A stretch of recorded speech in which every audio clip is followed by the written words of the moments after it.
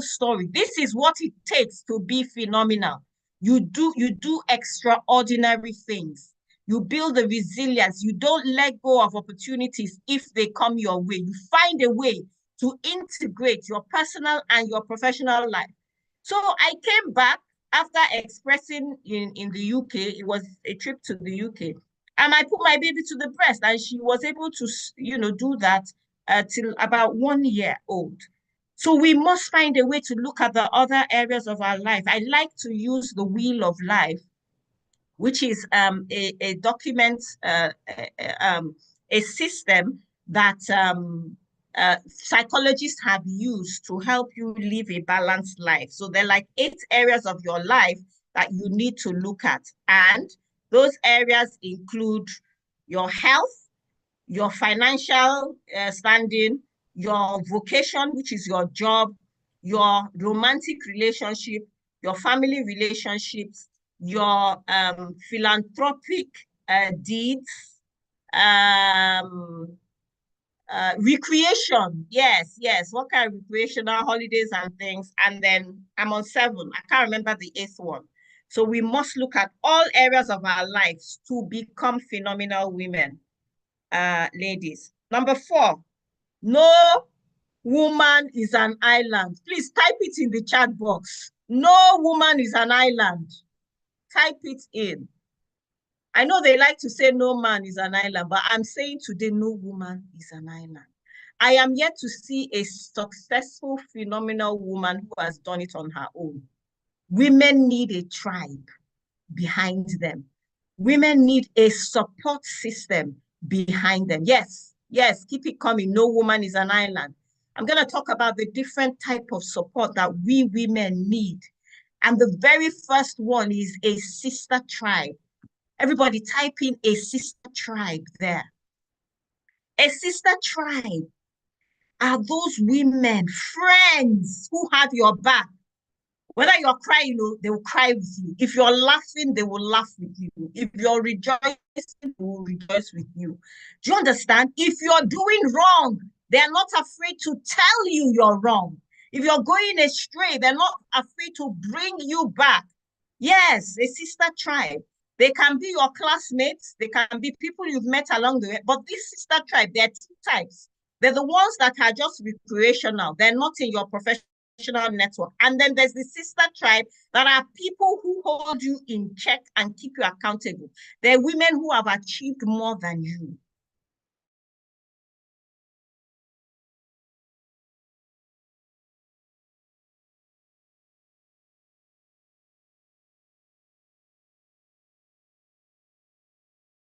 Is it like when you see them striving, you're like, they'll soon leave me behind. You must have that tribe too. They're your own personal board of directors where you take work problems and they give you advice. There's a set of advisors. You must have this type of sister tribe. Then you must have support system at home. A lot of women sometimes, because what happens in the home front, do you understand? It affects the work front. So for me, my husband is a good support system for me. Not every woman is that lucky. You have to create an enabling environment at home that will understand the vocation you are in and allow you to thrive. Then you have support in the office. That office friend, that tea girl that gives you tea every morning, the coffee that gives you the kick you need, even the gate man that helps you park your car, the person that will stand in for you when you're not there. I remember I had a friend at work, Shade, may her soul rest in peace. I remember I was pregnant for my first daughter. And you know how pregnancy sometimes it makes you keep falling asleep. I kept falling asleep on my desk, and our office there had glass windows. Do you know, Shade said, go sleep. I crawled under my desk and I slept almost 30 minutes. Nobody knew I was sleeping. My bosses kept coming to look for me. Shade would say she's in the bathroom or something. She covered for me. We all need those office friends. Your office network can also be your boss who gives you the opportunity, gives you the, what's that thing? The tatafo, when opportunities arise, will position you. So you must have a tribe. You must have a network, women, in order to succeed. Moving along, which is very similar to what I've said before, is your network. Relationships that you build. There's no opportunity that has come my way that hasn't been somebody recommended me from behind. So what kind of networks are you in? Professional networks, your personal networks, you understand? Your old school associations, all these matter and help you on your journey. What footprints are you leaving as you go along? Because you will need the support. No woman is an island. I keep saying it, right? No woman is an island. You can never succeed alone. So you must cultivate these networks. These networks also help you with information. It keeps you up to date with industry insights, when things are happening in your industry that can help you in your workplace. It also helps you with opportunities. Maybe a new company is coming into Nigeria and looking for a CEO. Somebody in your network may get that information and recommend you. So it is so important. Now, I want to talk about the buzzword. I'd like to talk about a buzzword. The buzzword is personal branding. Every phenomenal woman must have intentionally built a personal brand. And this personal brand is really taking your experience, your knowledge, your career, your educational background, and marketing you as if you were a brand, as if you were like a Coca-Cola or an Apple. A lot of women are not doing that anymore, or they're shy of social media. They don't want to be seen or heard. I mean, it's cultural anyway. And even in the legal profession, a bit stifling in the olden days, but not anymore. You must build a personal brand. What do people come to expect when they interact with you? What is their perception of you? And then I need you, ladies, number 7, keep learning and keep growing. Keep learning. Don't just rely on the knowledge you learned in school. You must keep learning and improving yourself. When I turned 50, I was so tired. I was unfulfilled somewhat. I was saying, is that all? I was a partner in a law firm. I received so many accolades and all that, but I was unfulfilled.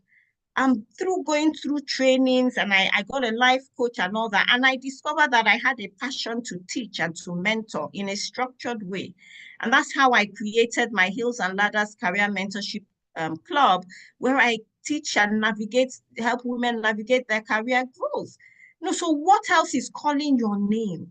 Because a phenomenal woman leaves a footprint in the sands of time. A phenomenal woman creates a legacy that will be there after she's gone. So what legacy are you leaving? What footprint are you leaving? What are you known for? And learn to use social media, LinkedIn, Instagram, going on TV, traditional media, writing thought leadership about the things you're passionate about. That's what you need to do. Number 8, as I round up, and 2 more, is learn how to use your voice to negotiate any situation you find yourself in. Men do this so well. A man will never accept the first offer he's received, but women, we accept the first offers we receive. It happened to me in my career.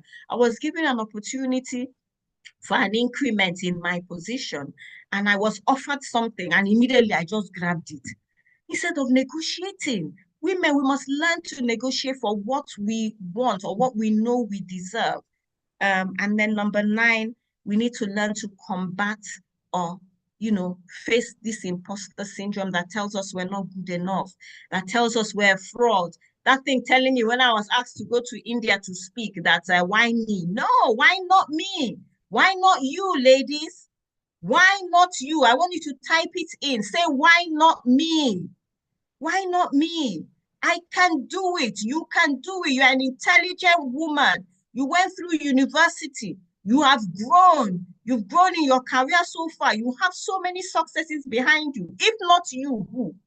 You can do it. That's the journey to being phenomenal. And the very last one, as I round up, yes, is about your health. A phenomenal woman takes care of her health. I had a health scare about 5 years ago. It was a clarion call to take my health more seriously. My question to you is, are you taking care of yourself, of your health? Are you doing your yearly checks? If you're a certain age, your yearly mammogram and all the other tests, are you checking your blood sugar, your high blood, your blood pressure, cholesterol? Because so many good women just drop dead. We've been learned to nurture and look after everybody else, and sometimes we forget to take care of ourselves in the process. So I'm calling on you today. Your health is your wealth. Type it in, woman. Your health is your very first and true wealth, because you can't pour from an empty cup. You cannot pour from an empty cup. If you don't take, it's like in the plane when they say put on your mask before you help the person next to you or the child. You cannot pour from an empty cup. So as I close, the journey to becoming a phenomenal woman has many hills, it has many valleys on that journey. It's not going to be easy. It's not going to be a walk in the park. But if you stay true to yourself, if you maintain your authenticity, even as you look for mentors and role models, be your authentic self and push, but you have to be intentional about it. It's no longer time to be complacent, because the society we live in today requires you to be resilient. You need to be strategic, and you need to be intentional about getting on that journey to be a phenomenal woman. And so I would love you all to let me know if you have any questions as I've wounded up, or we're taking questions later on. Thank you. I hope I've spoken to someone today, and thank you for listening. Wow, thank you so much. Thank you. We're really grateful. Thank you for, I believe that everyone that's been on this call has been enriched. And I know that many of us have been able to move from point 1 to beyond point 3, because this is a whole lot. This is a whole treasure that you have given us. Is deposited something in our minds, in our spirits, and this is a great push, because I know I've been able to gather things. Please, if you're on this call and you are not taking notes, then you are missing a lot. Thank you so much for the wealth of experience. Thank you for the push. Thank you for the charge. Thank you so much. Thank you. I believe we'll be taking questions at the end of the call. So please put all your questions together. We'll be taking all the questions together at the end of the call. Thank you so much once again, and thank you all for being here so far. All right, without wasting any time further, we'll be calling on our first speaker. We just heard from our keynote speaker. So we're calling leaving the room, or giving the microphone to Abiodun Olubiton. That is our first speaker for today. She's going to be sharing with us her personal journey and her career journey. So I would like us to please remember the ground rules of not unmuting until you have to speak. So please, let's welcome Abiodun Olubiton. You're welcome, ma'am.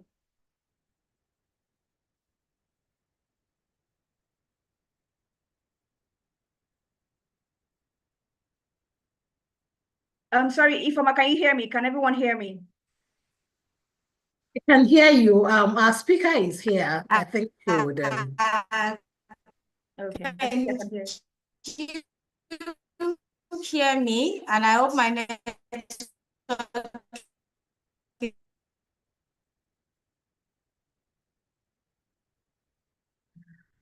Okay, I think there's a bit of a network issue here. I think we're struggling to. Yeah, there's a bit of a network issue, I think. Okay, so while we try to wait for her to join, I just saw one question here about how to find a mentor. If Mr. Okorocha could just, in a few seconds, give insight on that while Mr. Olabiton comes up. Okay. All right, that's great. Cole. Okay. Yes. So you said how to find a mentor. Okay, so like I said, sometimes you just give me a minute here. Yes, so sometimes you are able to enter a formal relationship with someone. First and foremost, you need to know what's your niche, what area are you interested in? You understand? Is it, if you're a lawyer, what area of law may you be interested in, and who is in there? You have to do a lot of research. So obviously your mentor will be somebody who you admire, right? So if you admire somebody who has done what you are hoping to do in your own career, then it has to be, first of all, you start by researching into the person, getting all the information you can, and then if you want to enter into a formal relationship with the person, you can reach out. But I always say when you are reaching out to somebody in terms of being a mentor, always come from the point of adding value and not from the point of taking. So I've had a couple of people reach out to me on LinkedIn. Ma, I want you to be my mentor. But you don't know me from anywhere. There's no, you see, it's like a relationship, a marriage. You understand? Won't you toast the girl? If a man just came up to you and said, I want to marry you, will you not think something is a bit wrong? You have to try and build that relationship before you pop the question. It cannot just be out of the blues. You suddenly come and you say you want somebody to mentor you. So follow that person. You understand? Find out what they're doing. You can start from mentorship from afar, like I did. And then, if you have the common goals or common interests with the person, perhaps get to a place where you can be in the same event or conference and introduce yourself. There are also formal mentorship institutions. There's certain women's groups, for example, that run mentorship problems. I know Wimbies has it. I know Whisker has it. I know MBA Women's Forum has it. So you could also go through that angle where you look for a formal institution that runs a mentorship program who will match you as a mentee with a mentor. That's also a way to do it. And you could also get a mentor that way. But if it's the one where you don't know the person from anywhere, find a way to, you have to, kind of nurture that relationship and build it before you get yourself to offer value, before you get yourself to the place where you need to be, to take. For me, the mentorship thing started, my Hills and Ladders really started because a lot of people kept asking me to mentor them, and I'm only one person. You have to think about the fact that that person has a career, that person has responsibilities, both professional and personal. So it may not be easy to mentor so many people, individually. However, when you now formalize it, that's why I decided to use my platform to mentor. Then you can scale and reach so many people at the same time. So I really hope I've given you some tips that can help you, whoever asked that question. I hope that it's giving you an idea of how to go about it. Thank you. Yes, thank you so much. Thank you so much, Mrs. O. Well done. Of course, you always over-deliver. Thank you so much. We're not doing so well with time, so we just want to manage our time. Before I hand over again to the compare, I just want to appeal to us that one of our second keynote speaker, Mrs. Folashade Ade-Ale, Senior Advocate of Nigeria, has a meeting in a couple of minutes from now, and we want to just oblige her to give her keynotes. Then we'll continue with other speakers. Please, apologies for the restructuring the program. Thank you. Lenesia, please.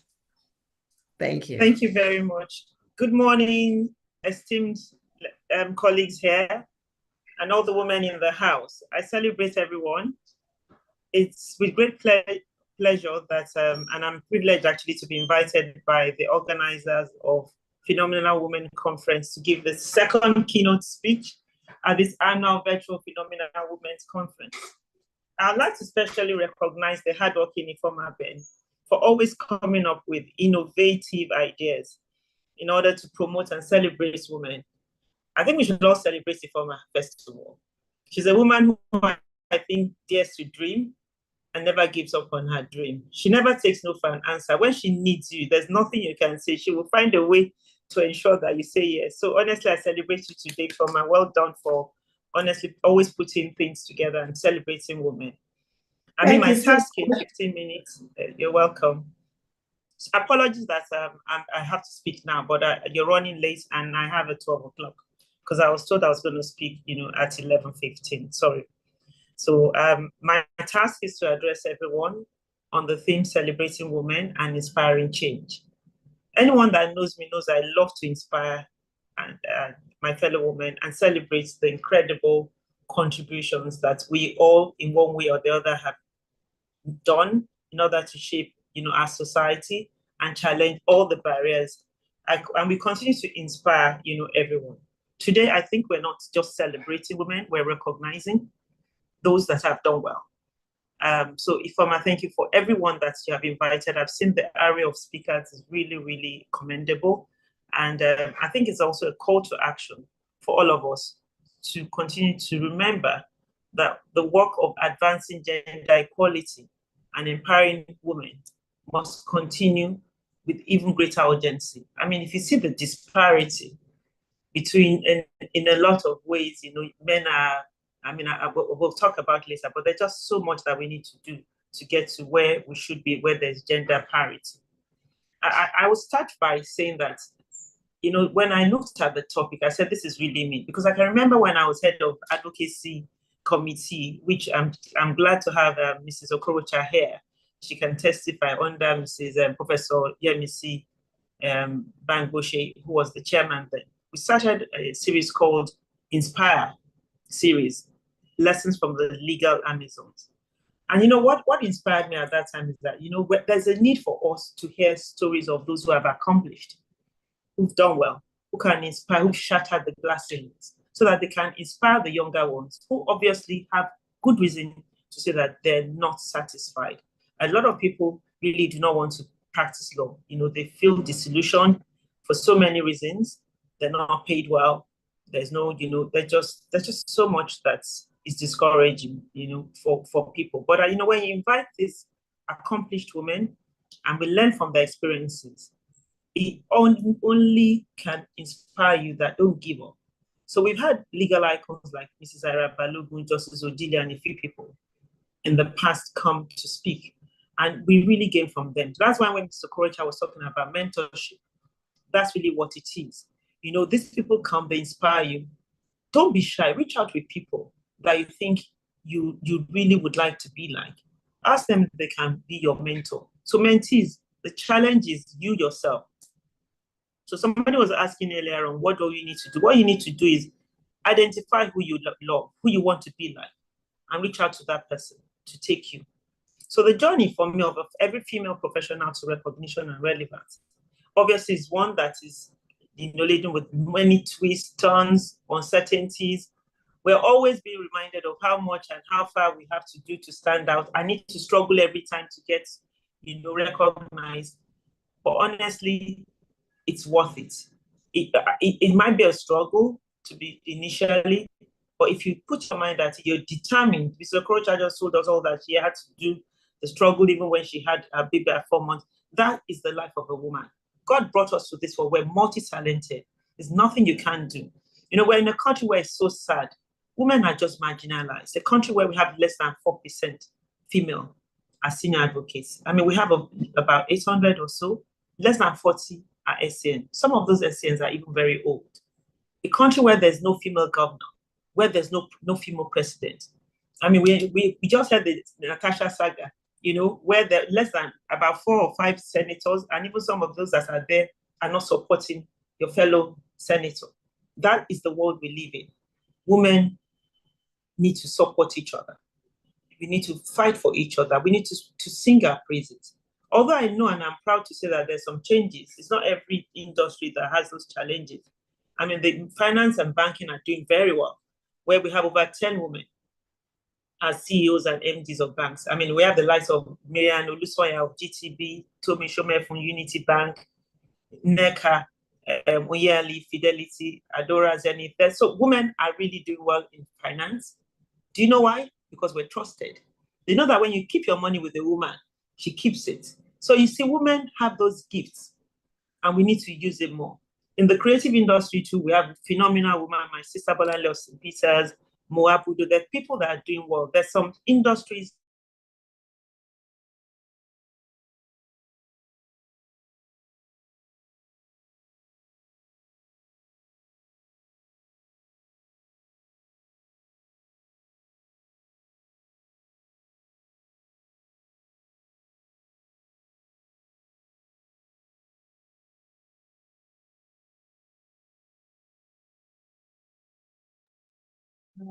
I think there's a bit of a network issue there. So we are hoping that Mrs. Folashade Ali comes back on very soon. I think there's a bit of a network issue there, please. Let's all be patient. Thank you very much.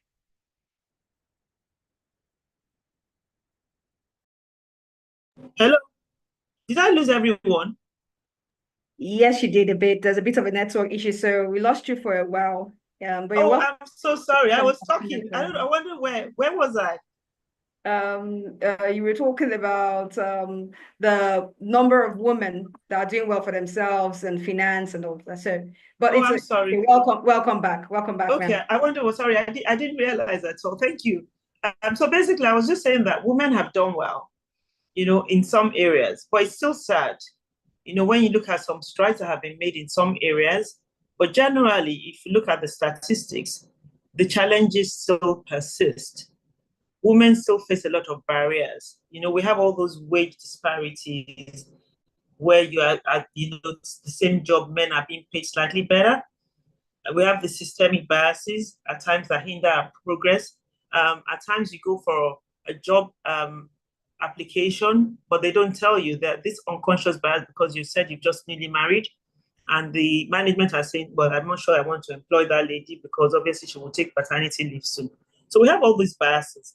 The journey for me towards being equal is not just about breaking those glass ceilings. It's about ensuring that every woman, regardless of our background, race, culture, has the opportunity to strive.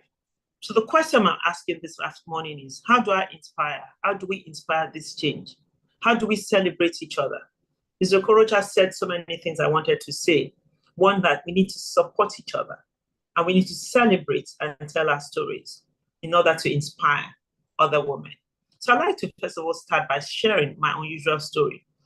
What motivated me at the age of 60 to become a senior advocate? Having been called to bar in 1985, I think this year marks my 40th year of being a lawyer and being called to bar. But when I look back and I'm proud of myself that even though it took a while, I'm proud of that by God's grace, I'm where I am today. And for those who are listening, who are discouraged, I want you to use my life as a testimony of that adage that says dreams do come true. Believe in yourself, believe in God, work hard. You can be anything you want to be. Just keep at it. So I'm going to start by telling you my story today. When Nelson Mandela said, it always seems impossible until it's done. My story. There was a time I gave up on my career. I thought, I've tried my best, let me give up. But there is no force more powerful than when you are determined that you want to rise. You must determine that I can do it. So I'm going to start my story and I'll start by telling you again who I am. My name is Folashade Abosede Ali. I'm the first child of Are Afe Babalola, the legal luminary that you all know. And my mom was a retired nurse, a major in the army, Princess Grace Adebisi Babalola. She was the daughter of the Awujale of Ijebu Ode. You say, why am I telling you this? I'm telling you this for a reason. When you hear that name, Afe Babalola, you think, well, that's why she made it. That's why she's a student advocate. Unfortunately, that's not true, and that's not the case. My childhood, even though was indeed great, even though I had the privilege of being sent to one of the best schools, from primary to secondary, I went to University of Lagos, got my first degree, did very well. Did my youth corps in Jos, where I had my first stint to practice as a lawyer in criminal law. Then I went to England, and my story changed. After I did my master's at University College London, and I had a master's, I decided to convert, and I now I was called to bar in England, started practicing, and I was doing well. And my story changed because I met my husband, and that's how everything about me changed. Because when I met my husband in 1992, we got married. My husband got an offer to relocate to African Development Bank in Abidjan, Cote d'Ivoire. For me, I thought it was a good offer. And I just left everything. I left my career and I followed my husband. And unfortunately, when I got to Abidjan, I didn't realize I couldn't practice because there was language barrier. And that's how my career nosedived, because I could not practice, and I definitely was not going to start to requalify. But you know what I think in life is that those roadblocks, when you see them, always don't be discouraged. Just look at them as speed bumps. They're just a minor delay to get you, over the hump. So what I've always learned in life, and my mom taught me that anytime there's a delay, approach it with the determination that this cannot be the end. So after a few years, when I couldn't practice, my husband said, let's go back to Nigeria. But by that time, my mates had all gone. I had all my friends, some were judges, some were senior, and I just thought, well, it's too late for me to start my law. So I started working with the Alukan body because I honestly thought I could not, it was too late to become an advocate. So I was doing commercial law, which was good for me because it gave me ample time to look after my children. I had 2 boys, they were twins. I was intentional that I had to raise my children well. My children are 33 today. It took me a lot of work, but I had a good boss. Mr. Oyebode was very, very supportive. He allowed me to pick up my children. Then there was nothing about all this, having, the Gen Zs these days, you have creche. We didn't have anything like that. But it allowed me to go and pick the children, take them and come back to work. That was how liberal it was. But, towards the end, I was just jogging, it was too much. So I decided that, look, let me just leave law practice and go and become in-house counsel, which I did for a while. So I was general counsel in a shipping company, but I wasn't satisfied. So eventually in 2002, I started my law firm. But it was a struggle. I was doing commercial law. Then I started arbitration. And what I did was I was deliberate. I said I must be seen, I must excel. So when I started as an arbitrator, I made sure that I volunteered a lot. So anyone listening to me, when they put you in committees, don't think you're doing anyone a favor. You're doing yourself a favor because you see, when you work hard, you're recognized. I got my first stint. I made sure that I distinguished myself. Till today, I can tell you, and I'm proud to say, that every time I'm given any assignment, I go all out to ensure that I'm excellent. I can tell you that Chartered Institute of Arbitrators I've never had, and I'm not just boasting, Law Week, ICC, MBWF, Mrs. Okorocha is here. Anytime I'm given a conference to chair, I go all out to make sure that it's better than the one previously. And honestly, excellence is a choice we make in life. It's not an accident. It's the result, and Aristotle said it, it's the result of high intention, sincere effort, and intelligent execution that you want to make a difference. That choice is what determines your destiny, nothing more. When you excel in being a cleaner, that cleaner tomorrow becomes your secretary because you saw some value. So I always tell people, anything you find doing, do it well. Immediately I joined MBA Women's Forum. I remember very well. Within few months, I was given task.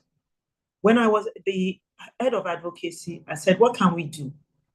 Under my watch, Mrs. Okorocha, Professor Bangushe, we started and we drafted the first sexual harassment policy that Nigeria has ever had, especially in the Nigerian Bar Association. The MBA Women's Forum sexual harassment policy is what now the NBA adopted, because we went all out to say that you cannot continue to harass a woman and will sit down.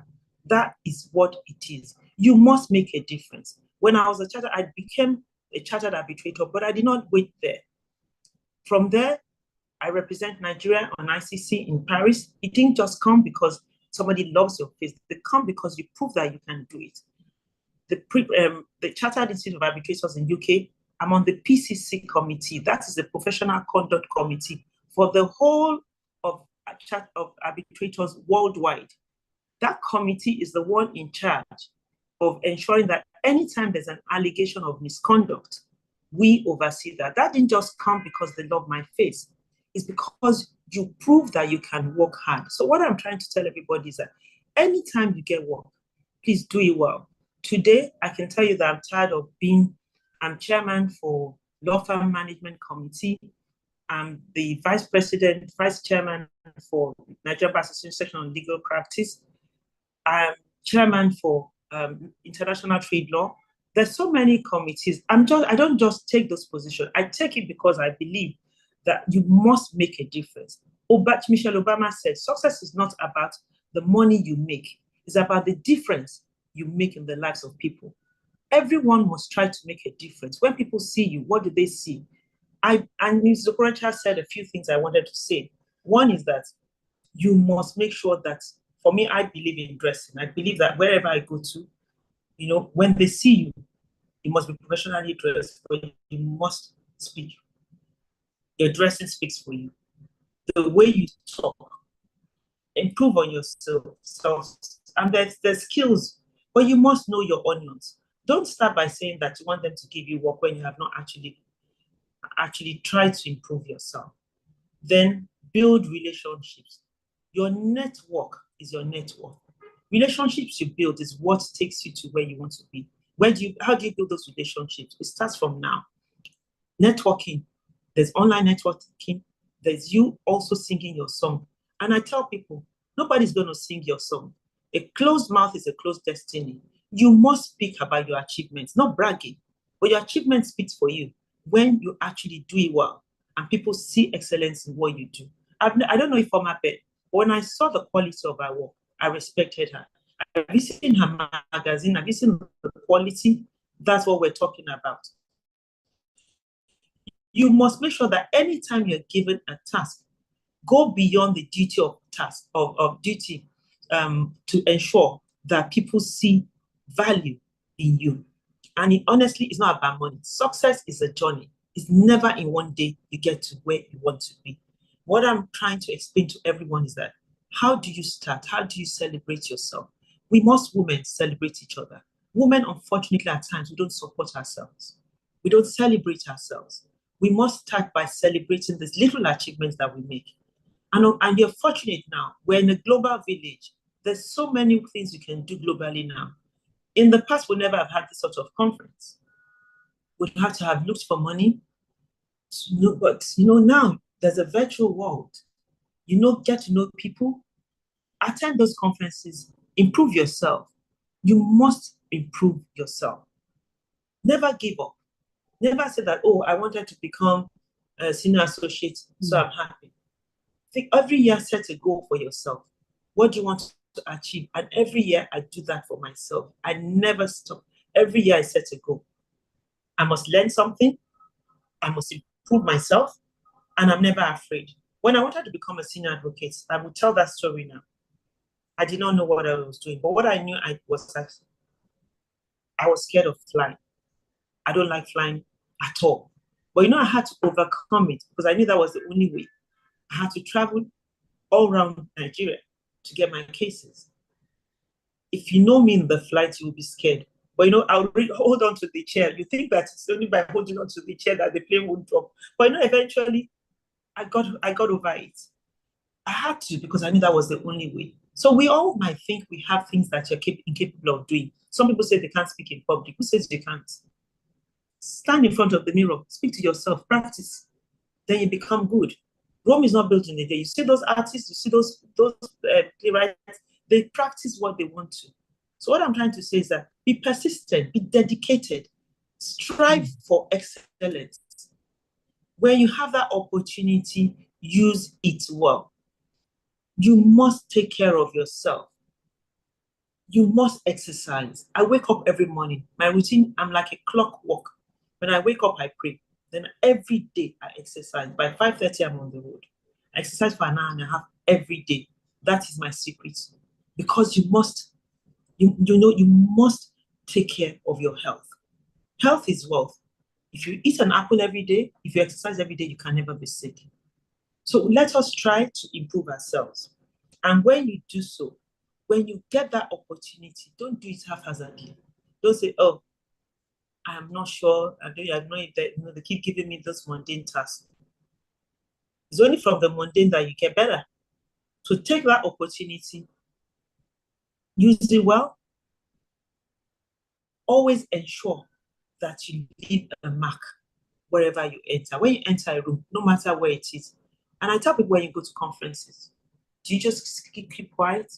I'm not saying you should ask stupid questions. When you listen at those conferences, you will be able to ask 1 or 2 questions that distinguishes you from your peers.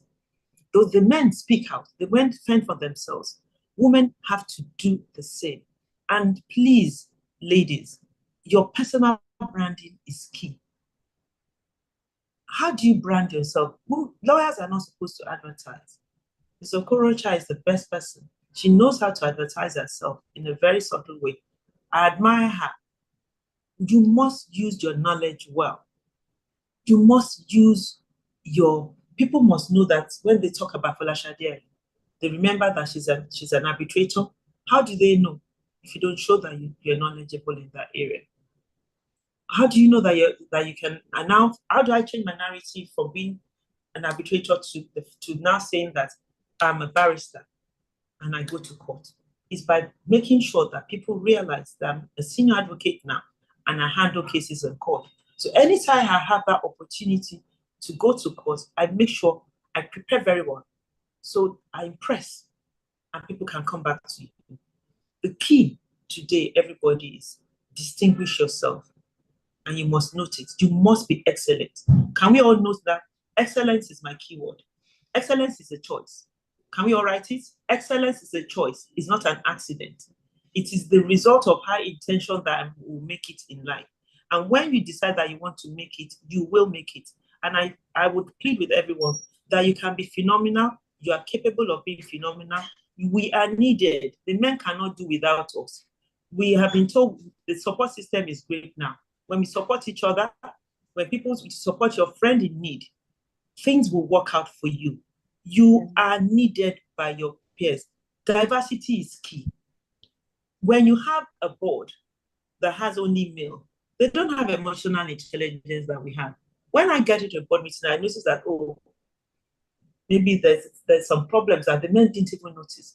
We have that gift to just see things that men do not see. So that balance is key.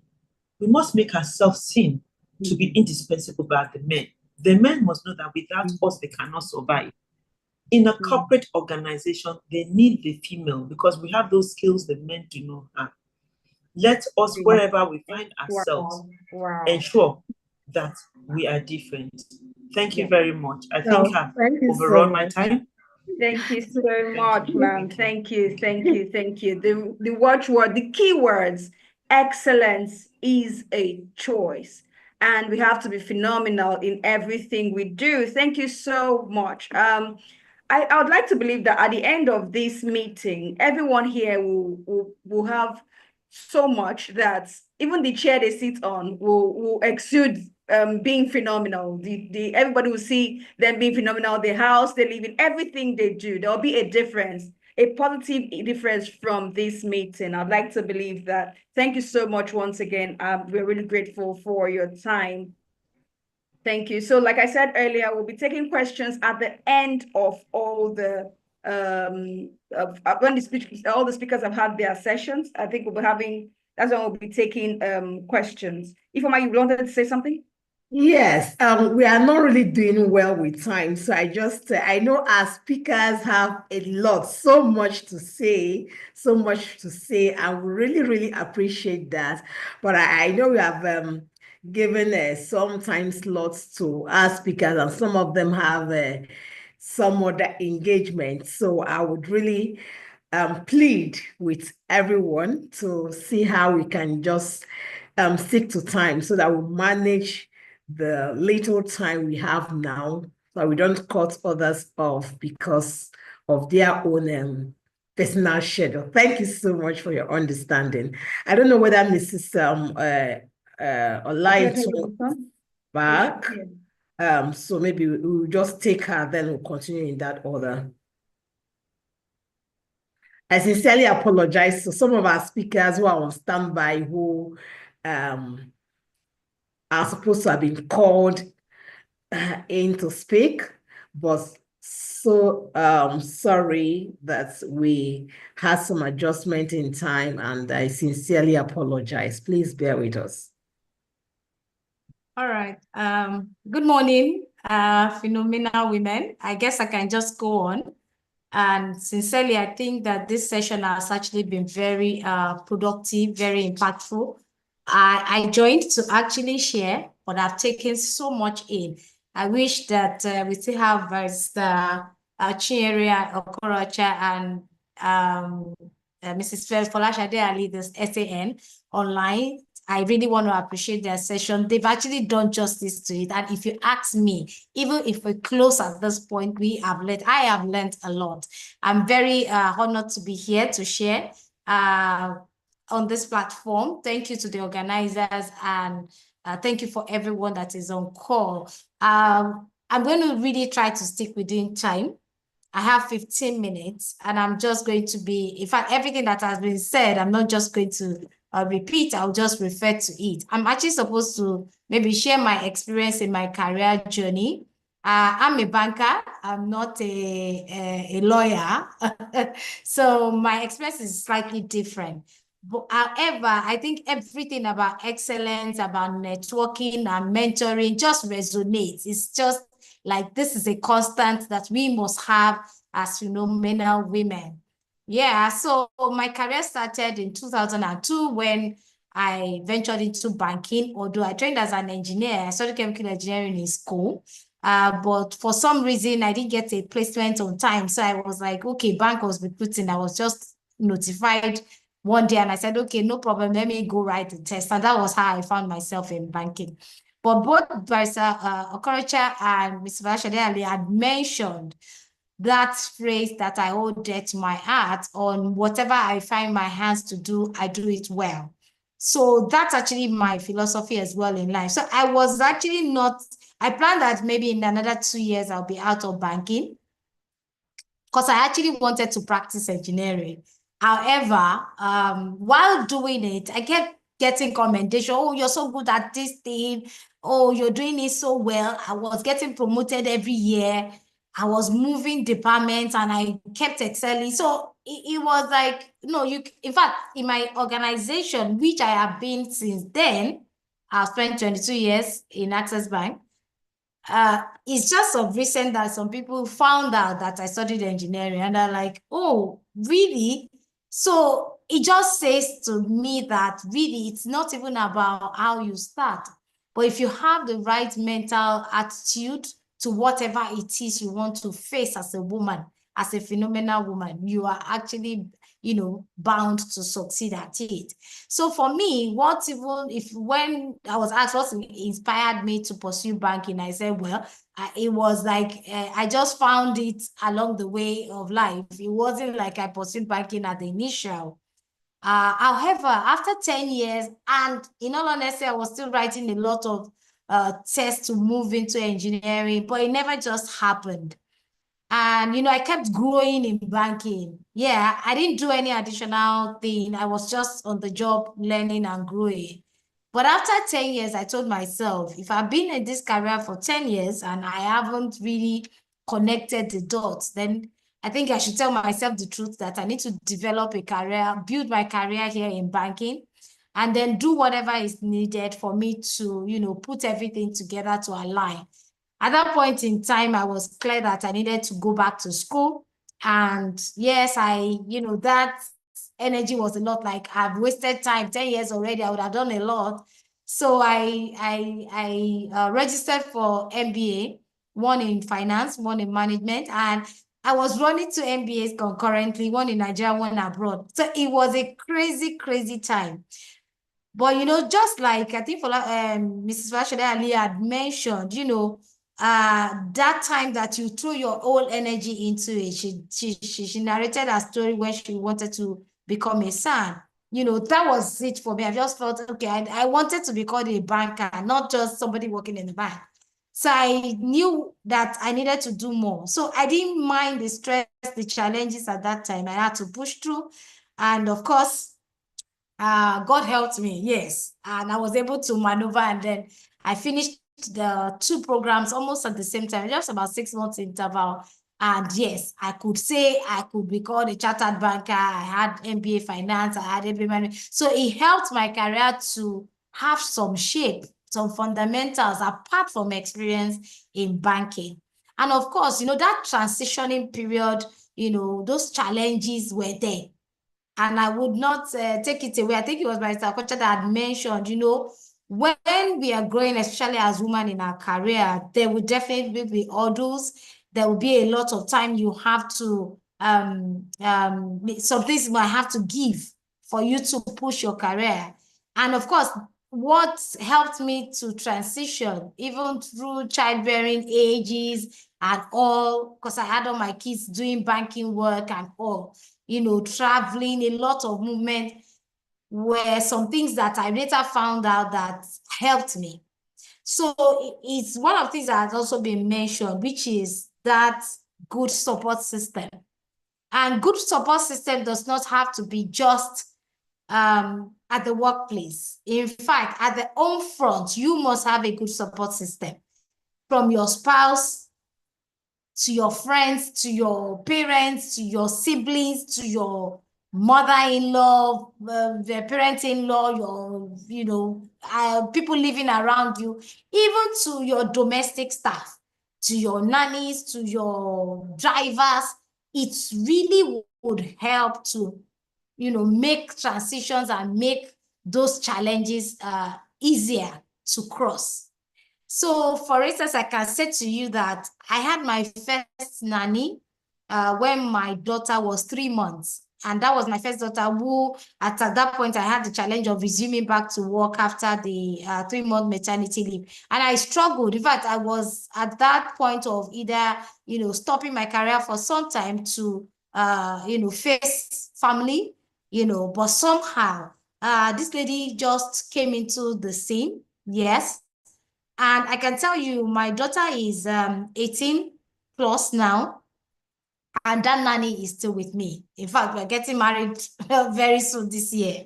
So you can imagine that kind of support system. She has more or less turned to like a family for me. And I didn't really have to stress. In fact, holidays at times I then used to really get busy with my own academic work, because as children are free, I would just transport everybody. Then I was living in Port Harcourt. I just fly them to Lagos. They come to my sister-in-law. They're all having their holiday, summer, whatever. And I'm just using that time to catch up with academics, to, you know, put some energy into the career. So those, that support system, anyhow you look at it, must really work. My boss used to tell me her own story as well of a driver who she had for, like, I think she has mentioned like 27, 28 years. He had so become like uncle to the children. She had all boys. And the driver almost knows everything, knows the routine, what to buy, where to, you know, so he just makes life easier. She said at some point in time, some of her colleagues said, he's treating you. This thing he bought should be 10 naira. He's collecting 15 naira for it. She said she doesn't mind. At least he gives her some, you know, settlement in her mind that is out of the stress that she needed to battle with. And so we as women, because of the nature of how God has designed our life, we need that support system, and we must make it easy for ourselves. You know, you will have some of us who say, I can't live with a nanny. Oh, every month you're changing. The stress will be a lot. You must learn to take your eyes off something so that you can actually be able to cross those hurdles as they come. And of course, major milestones in my career, you know, and maybe some of the successes and how they have helped or failure. I'll just share one.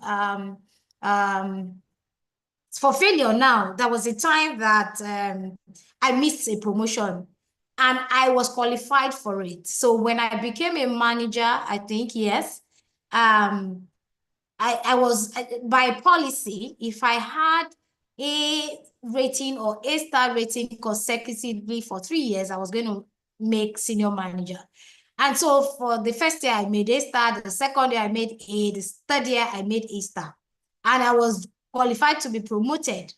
However, that third year, for whatever reason, the bank changed a policy, not changed the policy, something happened and they said, you know what, this year we are going to be skipping promotion completely. So it wasn't about me. This was about the entire organization. Nobody was promoted, right? Then the following year, you know, it was not meant to be carried over, right? It was meant to be like, okay, you perform again. And then, of course, that history you have helps your promotion. So the fourth year coming in, I had a very massive budget to deliver on. And in all honesty, I knew by myself that I didn't push. I just saw the challenge as being too high, too big. And I never really bothered. I just told myself, oh no, they really didn't want us to meet this budget. And I'm just going to cruise this year. So I was not putting in my best. I was just doing the barest minimum, like, there's nothing I can do about this. Is just too much. It's insurmountable. I already allowed the challenge to weigh me down even before facing it. So, you know, because of that, when the opportunity came at the last month of the year, I had an opportunity to meet that target very seamlessly without even blinking. I met every other indices that I needed to meet to get promoted. But this particular one, I didn't meet it because I gave up too early. And that cost me a major promotion. Even though, remember I said I've been qualified 3 years earlier than that time. Yeah, a year, I spent 3 years trying to qualify and I had qualified. But the fourth year to seal it up, I gave up to a very, you know, a task that I felt, no, I couldn't do it. And I always remind myself every time that that failure was something that I caused by myself because I gave up too early. And that's why I'm sharing this as one of the times I could remember in my career journey that I failed, because a lot of times we don't even try. We just feel, oh no, this is not doable, and you leave it. We don't even try to pull in any resources, even mentally, to apply ourselves to it. And so I'm just sharing this because there might be some of us going through that kind of a phase, or we might meet this kind of a situation in time. At every point in time, I think it's good to put in our best, to throw ourselves at it. Let it be said of you that you did your best. If it's then not achievable, yes, it's clear, but you can boastfully say that you tried. And of course, success is, you know, sometimes you just walk into, stumble into success. So in my career, I've worked on retail operations, I've done commercial banking, I've moved to private banking. And in all of those times, in the various divisions that I'd worked at, actually God had helped me, I'd been able to deliver well. And so I was like pulled out and said, you know what, come and run women banking. And I don't know how many of us know about the W Initiative of Access Bank. So I'm like, what is women banking? I don't know what it is. I don't think I can do it. I don't like all these women problems. I can't do it. I kept saying no. But, you know, my management insisted and said, Biodu, you can do it. Just, you know. And I said, okay. I remembered how I never gave it a try the last time. I said, this one, the promise only I'm going to give to the management is that I will put in my best. And I can tell you that I just recently got redeployed from that unit to run SME now. But I can tell you that that was one of the best time in my career when I had to run women banking. Because for me, it did not only help me to discover a lot about myself, I was able to also connect work and life, because I could feel something I cherish in everything I do is anything I want to do, I want to be able to impact another life. That is actually how I feel that I'm successful at what I do. If I'm able to create an impact, inspire another person. and I'm very passionate when it comes to women. You know, so that time of my career, just very brief, 4 years, I was able to do a lot within that space. And really, it was something I stumbled into. And because I gave myself that boost again, that I was going to throw myself at it and try my best, it helped me. And I was able to see that, yes, you can actually be doing what you enjoy to do that doesn't even come to you at any pain, and you are still paid. While doing it, I got promoted. I was able to build my network a lot. And sincerely, I would still say here, I still do not know the dot that brought me to this platform. I kept wondering, do I know this person? Where did I meet this person? I kept thinking in my head. And because one thing that I think was Mrs. Folashade Ali that mentioned it, about volunteering. I learned that as well during my mentoring time. And I said, you know what? I won't say no, except it's absolutely not possible. Like I cannot just be there. But I will not say no. I will take on, you know, any of the speaking opportunities, sharing, collaborating, volunteering, I would take it on. And that has really helped me a lot. You know, the mentorship that I have also gained informally by a lot of senior women in and out of the industry. A lot of them just adopted me and said, you know what, Biodu, we see something in you, and you seem someone that we can believe in to take a very senior role and deliver, and, you know, at least represent the womanhood very well. And so that has helped me as I grow in my career as well. So as I round up, I'm just going to say that one of the very important lessons I have learned is that competence and resilience will always set you apart. That is key. You cannot be excellent without showing competence. And a lot of times you must be resilient at doing it so that the excellent will come. Because sometimes it takes a little bit of time before you can actually drop, you know, that excellent on whatever task or whatever role you're doing. But resilience will make you keep at it to get to that point. You can say, yes, this is fine, this is good, this is what represents me, you know. And of course, when we bring value to the table and remain consistent in our efforts and hone our space with confidence, we are going to be earning a lot sitting at the table. Our voice would count. And I used to say to women a lot that, you know, I don't like when I hear women say, oh, they should have considered me for this thing. Don't they know that I'm a woman? I like it when Barrister Okorocha mentioned that they will become gender blind. That is how we should actually present ourselves. We should not actually get that opportunity because we are a woman or we are women. It should actually be because of the excellence and the value that we are bringing to the table. And at that point in time, they are gender blind. They're like, we can't even see the difference that a woman is handling this thing. So this is where I'm going to round up. I really want us to hear the speaker so that we can all learn. And thank you so much for the opportunity once again. Powerful support system, very important because of our life. And of course, let's surround ourselves with mentors, with allies, with peers who would uplift us and even challenge us even to do better at everything that we do. Thank you so much for the opportunity once again. Thank you so much. Okay, I know I've taken so many things away so far. So from the two words I got from here, excellence, competence and resilience are the key factors to attaining excellence. And I don't think it could have been said any better. Thank you so much. We are really grateful, Mrs. Abiodun. Thank you so much for your time. Thank you for the charge. Thank you. Phenomenal speech. Thank you so much. Thank you. Before you call the next speaker, before you call the Barinada, I want to especially thank Mrs.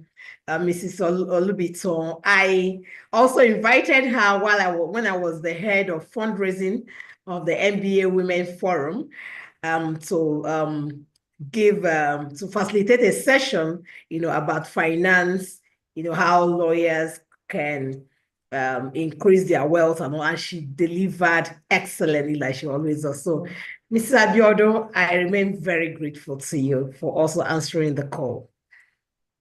Thank you so much. I appreciate. Thank you so much, ma'am. Thank you for being here.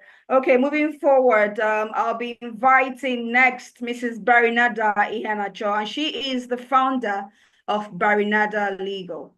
So, ladies and gentlemen, please let us prepare for another amazing speech by Mrs. Barinada Ihanacho.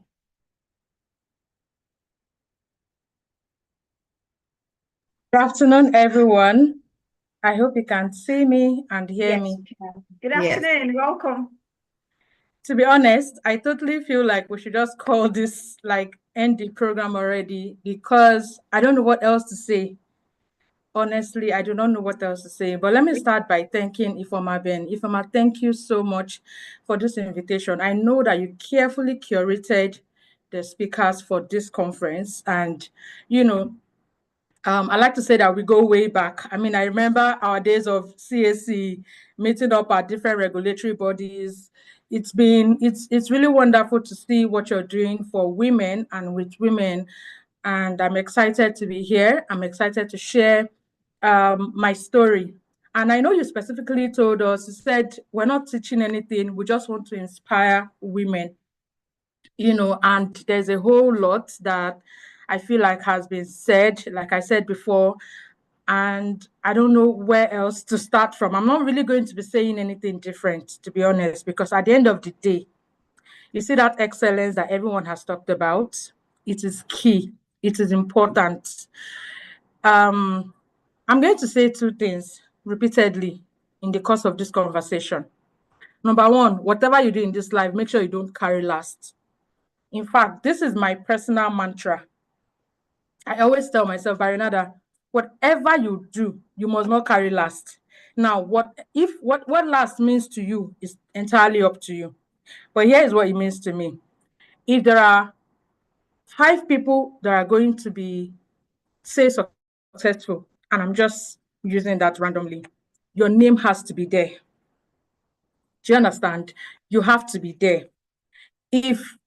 If an opportunity is going to be given to one person, you're going to do all that you can do to make sure that you're that person. So I've listened to my senior colleagues, Mrs. Okorocha, SAN, and I'm like, Barinada. In fact, when Mrs. Okorocha said, as at 2016, she was already 20 years at the bar, I just asked myself, please, how old are you at the bar as at 2016 again? And I know that this is not a law program, right? It's for women. But in 2016, I think I was barely 2 years at the bar, according to law school calendar. Yeah, because I was called in 2015. Now, in 2017, I took a decision. I had worked briefly. I had served with an SAN. I'm not going to mention her name because I feel like a lot of people would know her. And I don't know if it's cool for me to do that, but no bad things at all about her. She's been very wonderful. And, when Mrs. Okorocha said, find a woman that you look up to, she's that woman that I told myself I am going to be like her. Not as a litigator because she's actively into that, but she's a powerful woman in every sense of the word. And she represented everything I wanted to be. So when it was time for youth service and I was posted to her office, I got the opportunity to work very closely with her.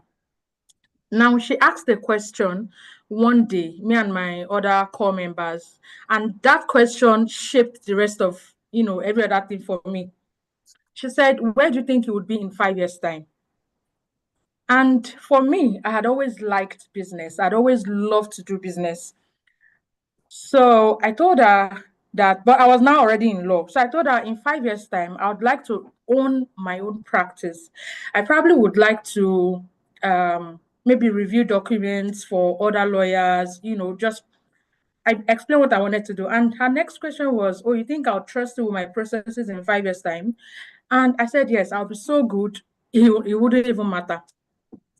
But fast forward to just about 2 years' time, I had finished service, and this was 2017. I was working somewhere in a shipping agency, but I was not fulfilled. I knew that something was missing because I was basically not doing anything. I was supposed to be head of legal in that shipping agency, but I wasn't doing anything at all. I was just sitting all day. And then I decided, okay, you know what? Why don't you just try using social media, right? Why don't you try using social media to see how much you can do? I had my husband, who was my boyfriend then, was my first coach and mentor. And he pointed me to some communities, some groups that I should join. And he said, start talking about law, start talking about businesses. You already like business. Start using your knowledge of the law to advise business owners on how they can, improve their business, protect their business, and all of that.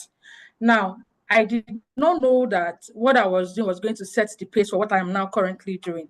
So I joined these communities on Facebook mostly, and I was just sharing my, what I knew about business law.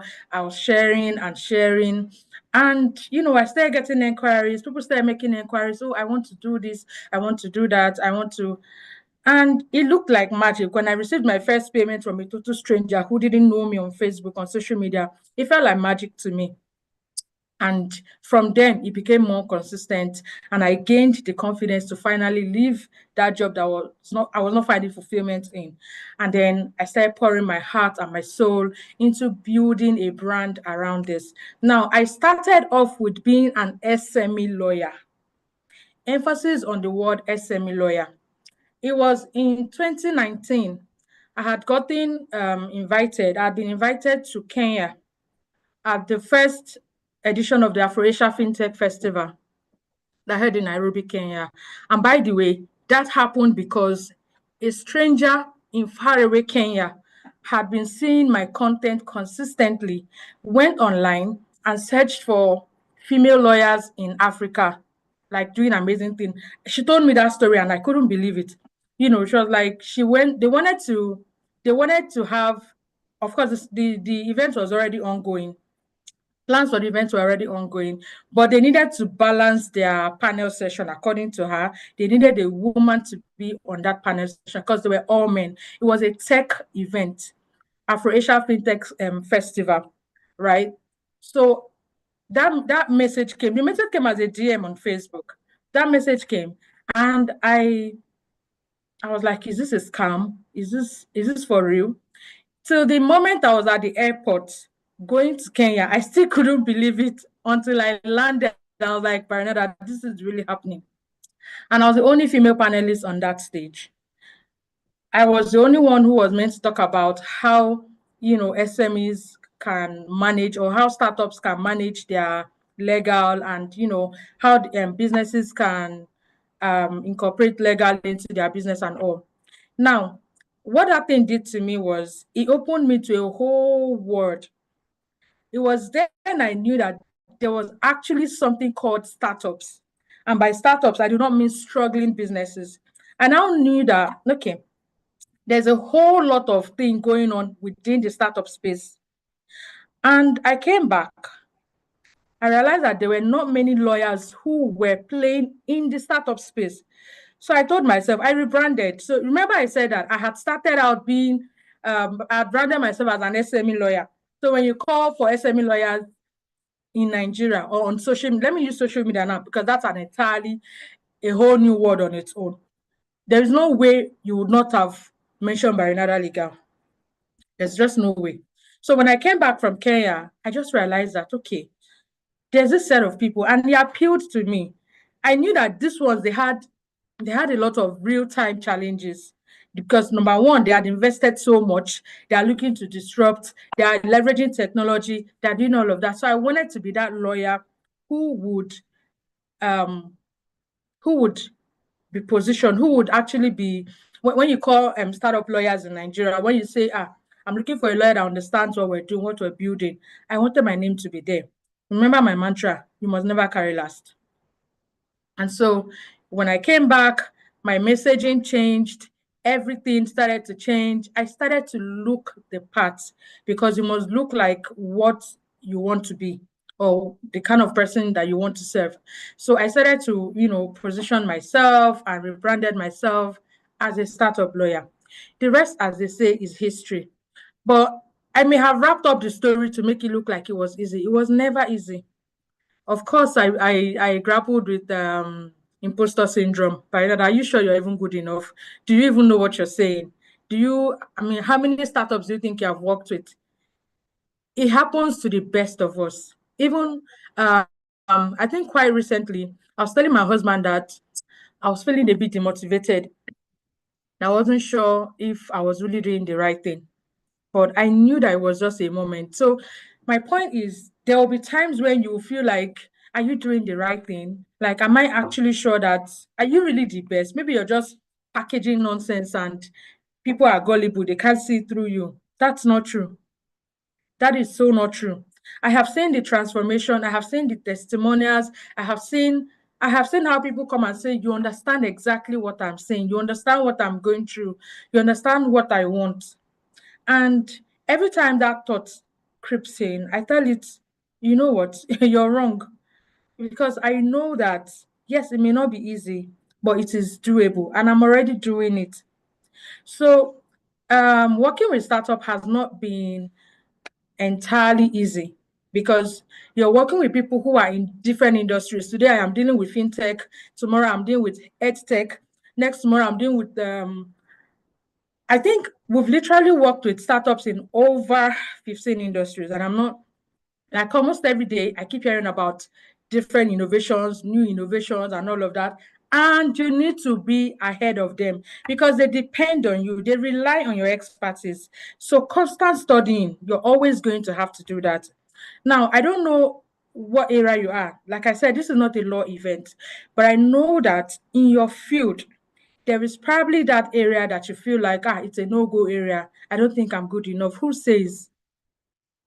If those of us who have started it can do it, there's nothing stopping you. The only thing stopping you is you. So I always tell myself, if anybody can learn this thing, I can learn it. Right now, you will not believe the things I have learned. I have books, I have digital products that are selling on autopilot. I wake up to daily bank alerts. I sleep to daily bank alerts. I design my sales page myself. I design my website pages myself. I create my products myself. I run the ads myself, selling what? My digital products. And guess what? The more you're doing all of that, the more people. I'm still a lawyer. In fact, I was telling my husband was calling me developer or something like that. You know, this was after I set up his own campaign, did the landing page copy, did everything, and he got his, first 3 sales on the internet, digitally, of course. He's been there before me, but like he got that before he woke up, and he woke up to sales. And he was like, how did this happen? So there are things I've had to learn because of my personal mantra is you must not carry last. So I see people with their digital products, and you can do that. It doesn't matter where you are. It doesn't matter what industry you are. It doesn't matter what phase you are. It doesn't matter how old you are. You can learn it. I can point you to so many older women that I've seen on social media who are using their platform and they are killing it. You can learn anything you want to learn. Right now, I was telling my husband that I am going to buy, and I keep mentioning husband. We've been talking about support system a lot. I'm going to get to that. But I was telling him that I want to learn funnel building. I want to start building funnel because when people buy this product, I don't want them to just buy the products and go. I want to sort of redirect them, to other products that they can get or have access. So I'm already learning, and I'm learning not just the things that are relevant to my career. I'm not restricting my learning to my law practice. Of course, even when I transitioned into a startup lawyer, I had to now go and learn. I knew that the legal challenges faced by startups are not the same challenges faced by regular businesses and business owners. So I had to start learning how to be a startup lawyer. And that's why I feel like that's why it's easy for me to learn all these tech tools and learn how to do all of these things from my long interaction with all the startups. So now it's easy for me to say, okay, I want to learn this tech product. I want to learn this thing because I'm constantly conversing with them. So I had to learn when they speak certain things. I had to now learn some key terms, some things that are within that industry, that space. And this is why I'm going to say if you're just starting out, please pick an area and just focus on. For me, I am a lawyer. We have Barinada Legal as a firm, right? We have other lawyers who work in the firm, but I'm first and foremost a business owner. And that's the truth. In fact, in 2019, I was a, is it time? Yes, it is. Okay, in 2019, let me just wrap up. In 2019, I was invited, I was featured on this lady, Boss Lady or so. I've forgotten the name of it, but it's a popular read, right? And one thing I said is, I am taking law practice as a business. The moment you do that, even for your own business, whether you're a lawyer or you're not, the moment you think about yourself, not just as a lawyer or as a banker, but as a business owner or as a business person, and it doesn't matter even if you're in paid employment, do you know that you could be a 9-to-5 and you have your digital products selling? Like, you could even be making way more than you are making. So there's been conversation on different angles, but I just wanted to focus on the fact that, number one, money is not gender biased. Anybody can be rich, even when you're married. Anybody can be wealthy. So there's nothing like, oh, my husband is one that has the money, I'm just here to take care of the children. No, anybody can be wealthy. And the internet has come to make life so easy for you that you can make money from wherever you are.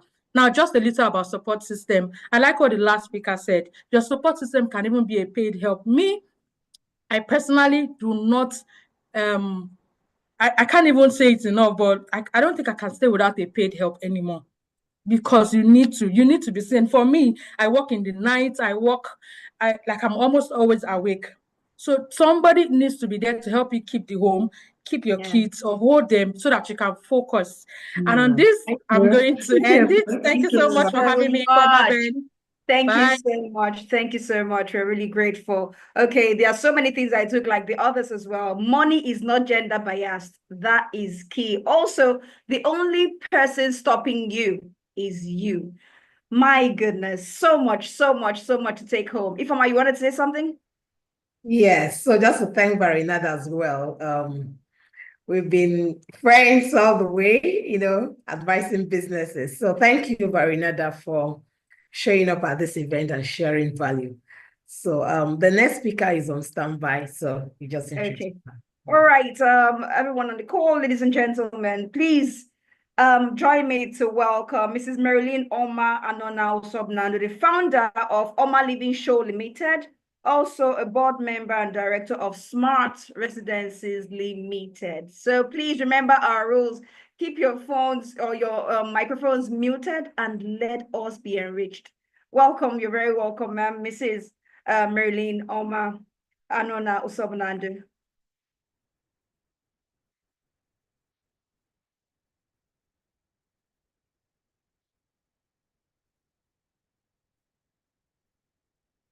Are you here, ma'am? I hope she's not having network issues. I'm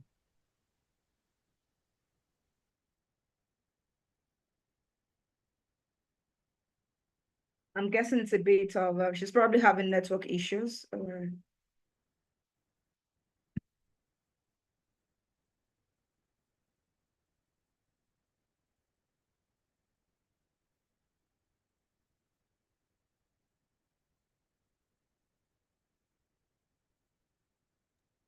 Oma, you can just unmute and let me.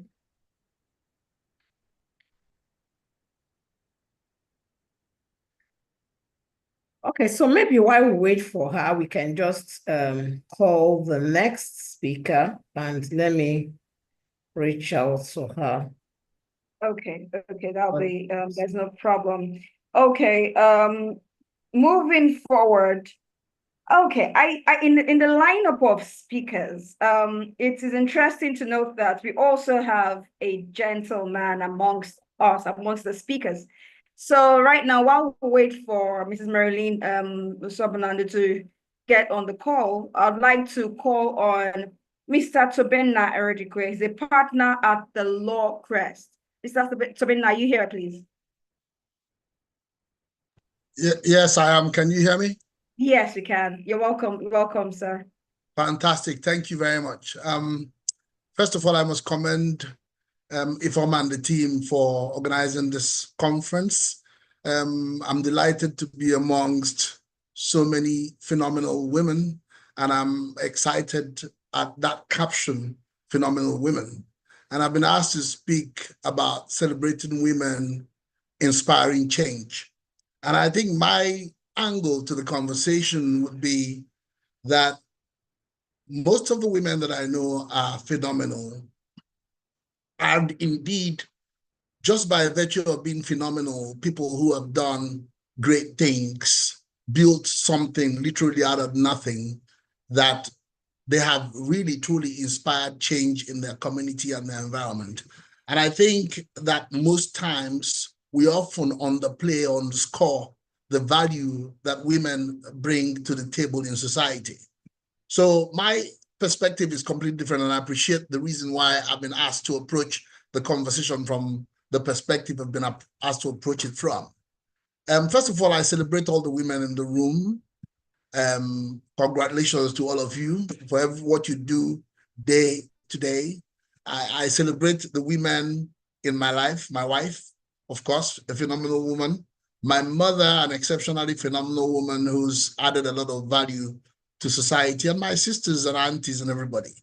So now coming down to the conversation for today, I will just first start by talking about a conversation I had with one of my mentees 2 days ago.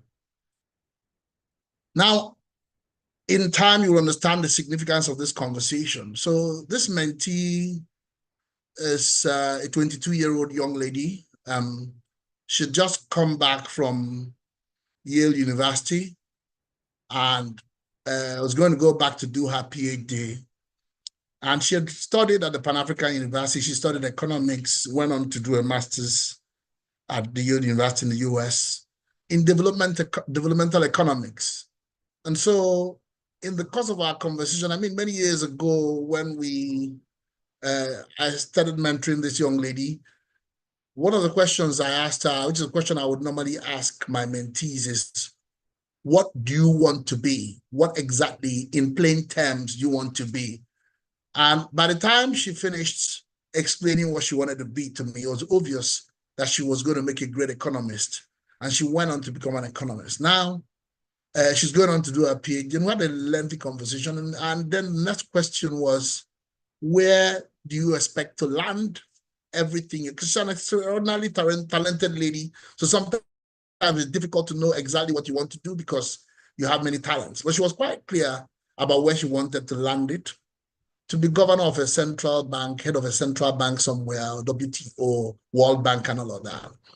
And it then occurred to me that if she hadn't had people who had done very well in that space and inspired change, it perhaps would be difficult to even contemplate getting to that level in life. But for her, it was an easy destination, and she knew how to get there. She wanted to navigate that. She studied people who'd done it. She studied women who'd done it and seen the different paths to getting there.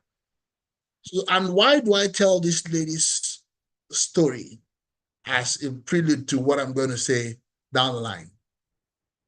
Is that it reminds me of a story that I often tell when I'm invited to speak to women. And why I have so much admiration for women and what they have achieved over time, even though we keep kicking ourselves that we don't have any female governor. As Folashade said earlier, no female president. You know, we haven't done, we are 4% of us are senior advocates and all of that. Now, I'll tell the story about my grandmother. I think Ifeoma has said this story before, but I tell it today just to underscore how far things have gone and how well women have done in the face of both cultural and societal challenges and prejudices. My grandmother was born in the early 18th century, no, in the early 20th century. So she was born into a family that had a lot of children because her father had 25 wives. But she was the second girl in the family. But her mother, who was a very loved queen, didn't have a male child. So other huts in the house had male children. And coincidentally, education, the father was a very adventurous king, so he had attracted the Catholic Church to the village, and they had set up schools. Because her mother liked the way of the white people, she went to her husband and pleaded that her own children would also be allowed, in fact, literally blackmailed the husband to allow her daughters to go to school. So my grandmother and her sister became the first ladies to go to stand sticks. Now, my impression of my grandmother growing up was that lady who had a wealthy husband, who had done well in business, who had done well in life, who commanded respect. But she was very passionate, I saw, about opportunities for women and encouraging them to educate themselves, to equip themselves, the girl child, older women, getting them to do evening classes, training them on all sorts of things, basic etiquettes. She ran those classes. And she was the woman that people would come and report any kind of violence or societal mishap to. And she would always go and reprimand people. It was not until one day that they had visitors, and these were very prominent Nigerians who had done very well in the First Republic. My grandmother, they were teasing my grandmother, and I realized that they were my grandmother's schoolmates in primary school. Now, when I then asked my grandmother how come they were so familiar with her, she said, all these people, because they went on to go to school and have their PhDs and all that, they were not as smart as she was when they were in school. And that was what they were actually referring to, how brilliant academically she was. And she had won an admission to Queen's College and had actually registered and started school when she was withdrawn all the way from Umoji in Anambra State to Queen's College in Lagos in 1938 or so. And then they had withdrawn her from school, brought her back. And her biggest regret was that she didn't have an opportunity to further, just because they said, oh, who's going to marry her? She was already more educated than, the men in the village, and all this kind of talk. But that was something that happened perhaps 100 years ago or 90 years ago. And that's not a long time, but those were the kind of societal prejudices you had. So my grandmother ended up being one of the very educated women in her time. But then when she went to Lagos, because her husband was moving in certain circles, she started interacting with the Funmilayo Ransome Kutis of this world and Margaret Ekpos of this world. And she felt hard done by the fact that she'd been stunted in her development. But fast forward to the next generation of women, her own children, or even her own sisters who were much younger.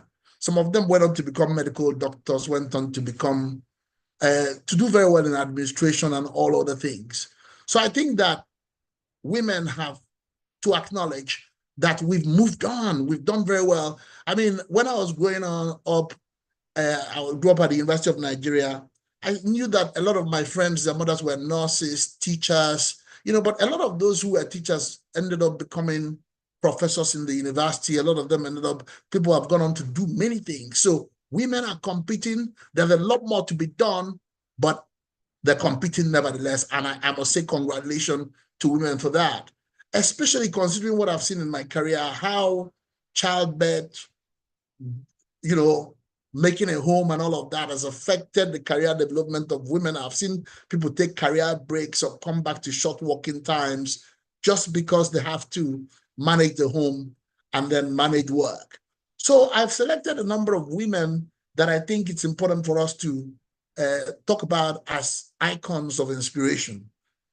But before I talk about them specifically, I want to say that the role and influence of women in societal development cannot be overemphasized. I think the journey to independence in Nigeria actually started with the Aba Women's Riot in 1929. And it showed a high level of organization amongst women and resistance to colonial rule and taxation. And so if the issue was taxation, it tells us that even as of 1929, when the world was facing a Great Depression, that women were already entrepreneurial and doing business. Whether or not the family unit appreciated the value they were bringing in, there were people in trade, and they were au fait enough to fight against taxation and indeed win that battle against the colonial authorities at the time. At that time, there were women who also sprung up in society, and I took time to read about some of them because they are the forerunners.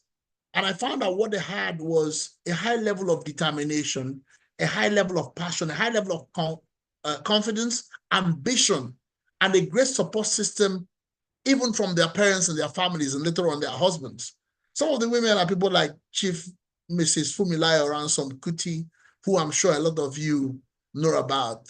Now, Funmilayo was the first, that's the mother to Fela Ransome Kuti, Fela Aníkúlápó Kuti calls himself, then Dr. Beko Kuti and Olukoya Ransome Kuti. And phenomenal lady was one of the first, one of the first 6 women that went to Abeokuta Grammar School, and then went on to become a major figure in the colonial movement in Nigeria. She sat with men, she was a member of the House of Chiefs, became a member of the National Assembly at the time by appointment, and an influential member of the NCNC, and at the time also started her own political party. Now, what was it that stood this lady out? She was an effective mobilizer. She was a great woman of confidence who played in a turf that was populated predominantly by men, and men of that time, great stature like Nnamdi Azikiwe and Awolowo. Those were men who had debt, but Mrs. Ransome Kuti was able to compete and to make a mark in that time. There was also Lady Kofo Ademola. Kofo Ademola was the first Black woman to have a degree from the Oxford University. And she came back to Nigeria. She was a great woman advocate. She worked very hard, established a lot of things, but primarily was the only female member of the Nigerian youth movement. She became a member of the Nigerian youth movement in 1934, even before the likes of Dr. Nnamdi Azikiwe. And I tell you, must have taken phenomenal determination, confidence, an assurance in her abilities to get to that point. There was also Mrs. Margaret Ebo, and those who read Nigerian history would have come across Mrs. Margaret Ebo, great woman mobilizer, later on won election into the first woman to win an election into the Eastern Regional House of Assembly, even pre-independence. Then, of course, there was Hajia Gambo Sawamba, who was the women leader for the Northern Elements People's Union. And anybody who knows Nigerian politics will know that Northern Elements People Union or Progressive Union was a pre-independence and post-independence political party led by Aminu Kano. Had very radical viewpoints on emancipation of the Talakawas, on emancipation of, liberating women and all of that. And Hajia Gambo led that journey. And when I talk about this, I talk about them just to say that they found themselves in a much more difficult environment, but they could inspire change and great change. Now, fast forward to further down in Nigeria, of course, we still had women playing in the political space and playing in the social space. But I don't know that those women who then played in the political space at the time inspired women as much as others. So I would refer to a woman called Professor Alele Williams. And anybody who knew about the academia would know Professor Alele Williams. She was Vice Chancellor of University of Benin. She was a first-class mathematician, very remarkable woman who made a lot of strides. And I think it was because of, it's largely to credit of people like herself and ladies like Flora Wampa and others who had veered into either academic or writing, that today we have a lot of women doing extremely well in the academia. Then, of course, Folashade had listed a long list of women in banking today who hold very prominent positions. And I would say I am excited about what I am seeing women do in the banking industry. And I think they can replicate it everywhere. And they are indeed replicating it in most places. But I think great credit has to go to a woman called Bola Kufuruji Olupi. In the 1980s, Bola was MD of UBA and later MD of First Bank. At a time when there were very few women in that mode. And I think she later became a minister in the interim national government, a precursor to the players that you have today in the industry. And this was, by the way, when you had much fewer banks before the privatization and liberalization of Ibrahim Babangida. And then, of course, I mean, I think I'm running out of time. So, but I will mention the more contemporary figures now. Of course, Mr. Ngozi Okonjo-Iweala, Oby Ezekwesili, Chimamanda Adichie, and late Dora Akunyili, and Aruma Ote and the rest of them. And what I have to say about these women is that they are not afraid to aspire. They are ambitious, they are breaking barriers. And I tell you, if they can do what they're doing, if they can do what they've done, I think that all of us can do it. And I am looking forward to the day when we will then expand it to the Phenomenal Men and Women Conference, where women will actually teach men what to do. Thank you very much, and God bless you. Thank you very much. Thank you, sir. We are really grateful. We are thankful. Having you here is actually putting pay to the fact that we're not biased, yeah. So it is essential. Success is not gender-based, actually. And we want to thank you. You said, do not be afraid to aspire, be ambitious. Thank you so much for those words. Those are really, really, really, really inspiring. Ifeoma, over to you. Do you want to say something? Yes, I must thank Mr. Ojukwe. Yes, he's one of my mentors. You see, some of the things we do, little things I do. He's one of those I also consult from time to time. And whenever I call on him for help, he always comes in.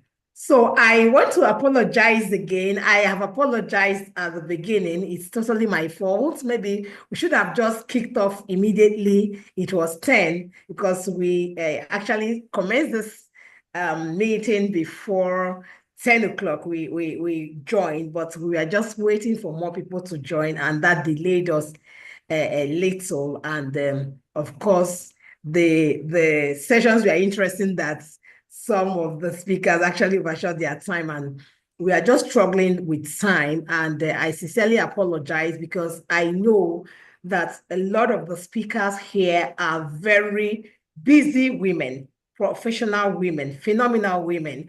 And I do not take that for granted that they have also come to answer this call. Despite their very busy schedule, I sincerely appreciate your time. And I do not take that for granted. So please, please do not feel that we do not appreciate your time. We do.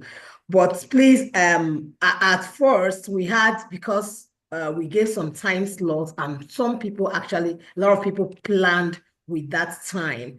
And because of that, a few persons had reached out to say, please, if I can actually be taken because I have another engagement. So that was how we brought up the second keynote speaker, Folashade Ali, SAN. So while Mr. Tobina was speaking, I also got another message from Dr. Linda saying that she had actually planned with the time slot we gave her as well, and would be leaving for another appointment where she will also be speaking.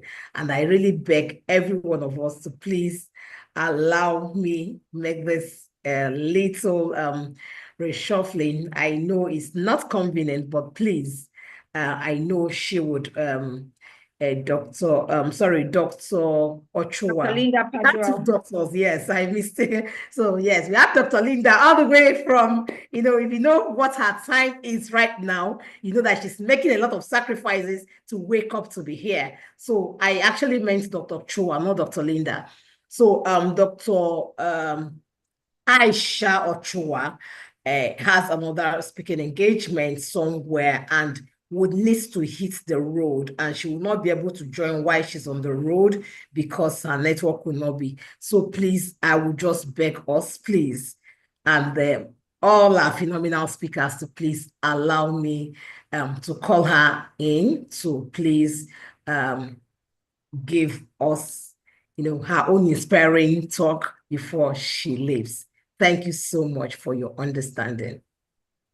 Okay, Good right afternoon, about now. everyone. Okay, you're welcome, Dr. Aisha Ochoa, Group Good Managing afternoon. Thank Director, you very Aisha much. Ochoa Group. Welcome, ma'am. Thank you very much. Good afternoon, everyone. So I want to first of all say a very big thank you to the organizers of this conference. It has been very inspiring.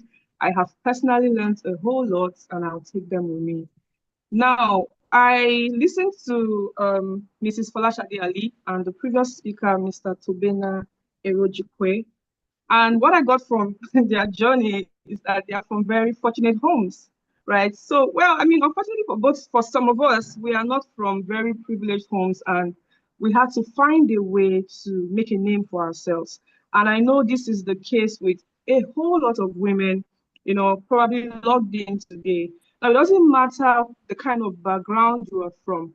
Understand that with determination and with the right push, you can become whatsoever you want to become. Now, the first hindering force that I know prevents people from making a step is fear.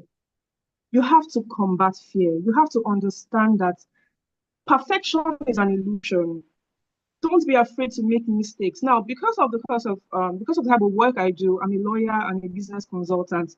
I have had an opportunity to communicate with different people. And one thing I have understood from all of their experiences is that people are afraid to even make that initial move that could lead to great success. Please, there is nothing like failure. I personally do not believe in failure. What I believe in is that we make mistakes. And as human beings, we are not immune to making mistakes. In fact, making mistakes is a part of our development and our learning process. Please, whatever business idea, whatever plans you have, jot down, because some people are very good with some people are blessed with ideas. They have brilliant ideas, right? But the problem is that initial push to start that process. Now, if you not start, you will not know what that process will become. You may start and it will become something you never imagined. When God put an idea in your mind, He wants you to start. Don't worry about how it will be funded in the long run. Don't worry about how you will get the recommendations. Don't worry about how you get the customers for those people in business.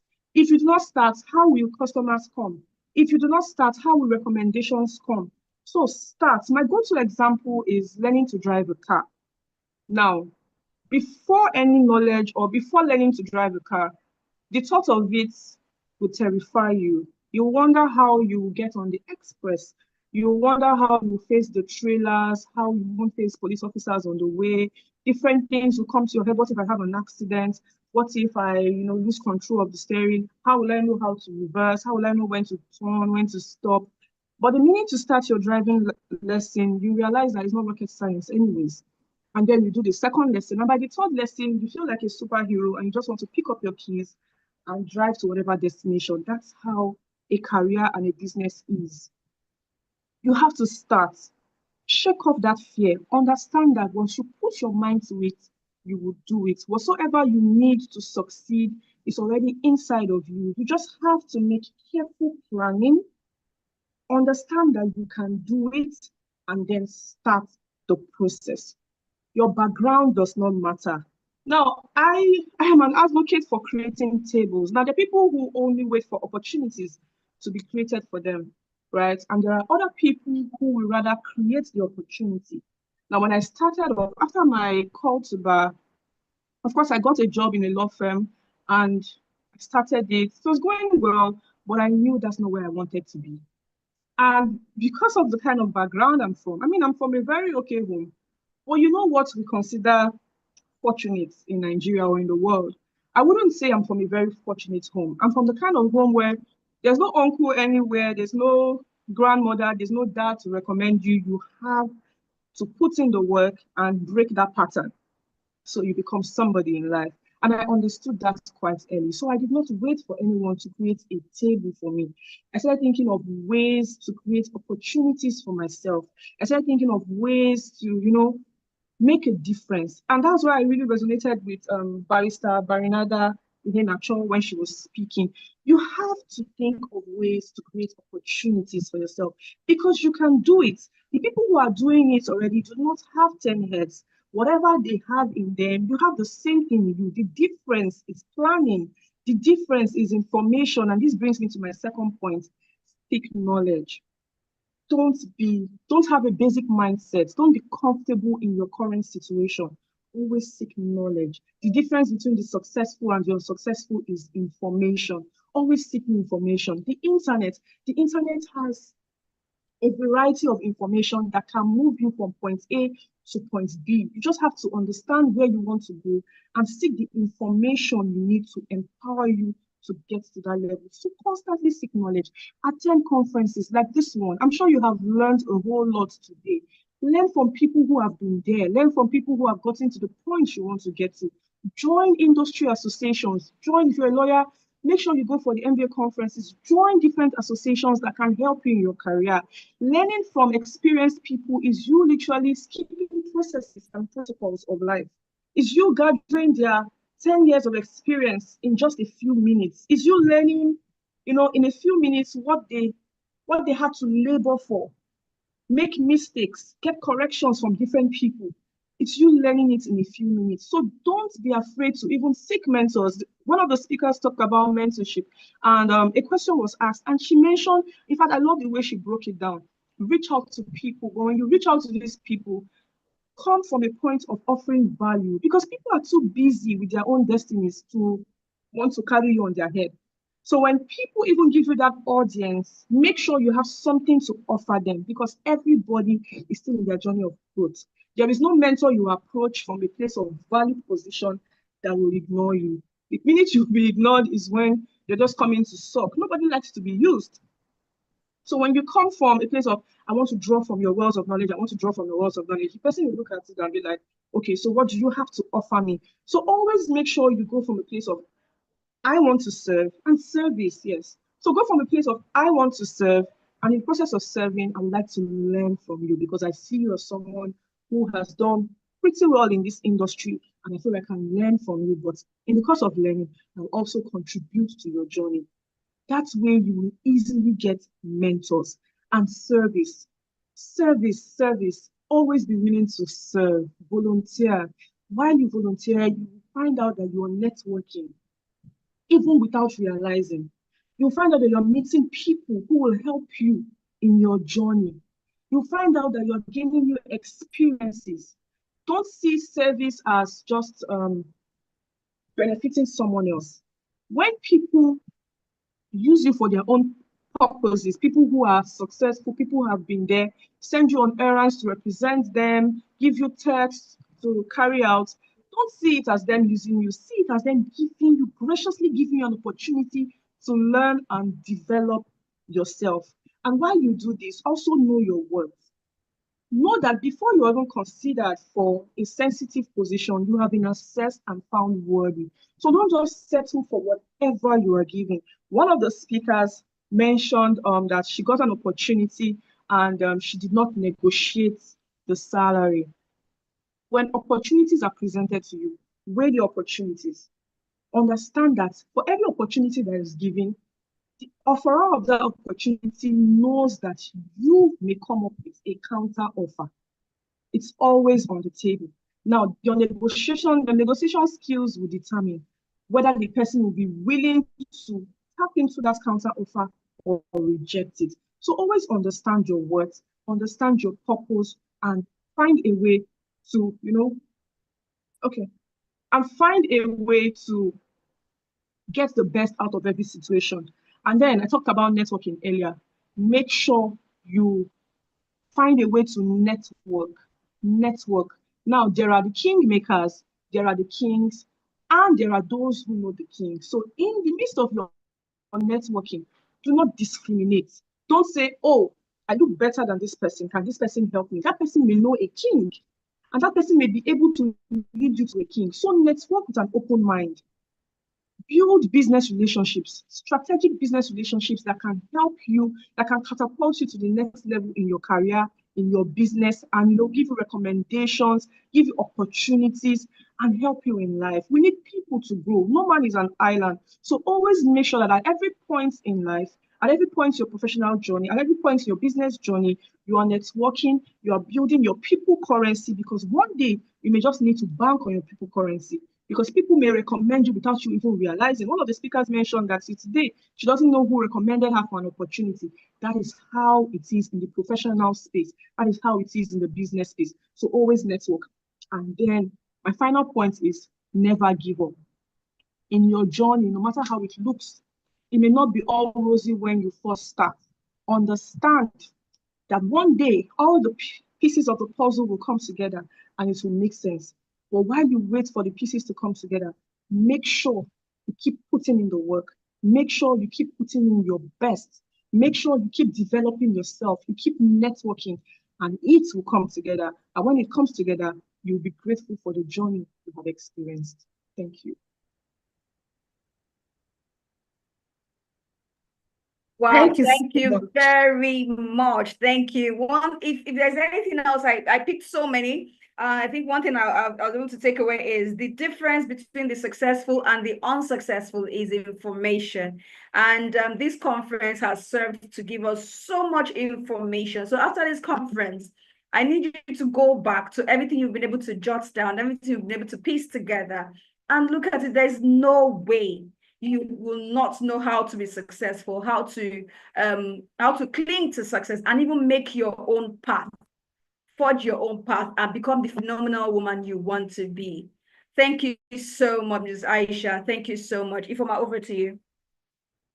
Yes, we'll just quickly go on. I really I'm sincerely apologizing to all the speakers again. I wouldn't stop apologizing because we have overshot our time, and I know that has affected their own personal schedules. I sincerely apologize. So we would try to be watching each of the speakers. So I had to abridge Dr. Aisha's time to also ensure that we attend to other speakers as well who have other engagements. So I apologize once again. Please, let's have the next speaker who is also eagerly waiting to inspire us.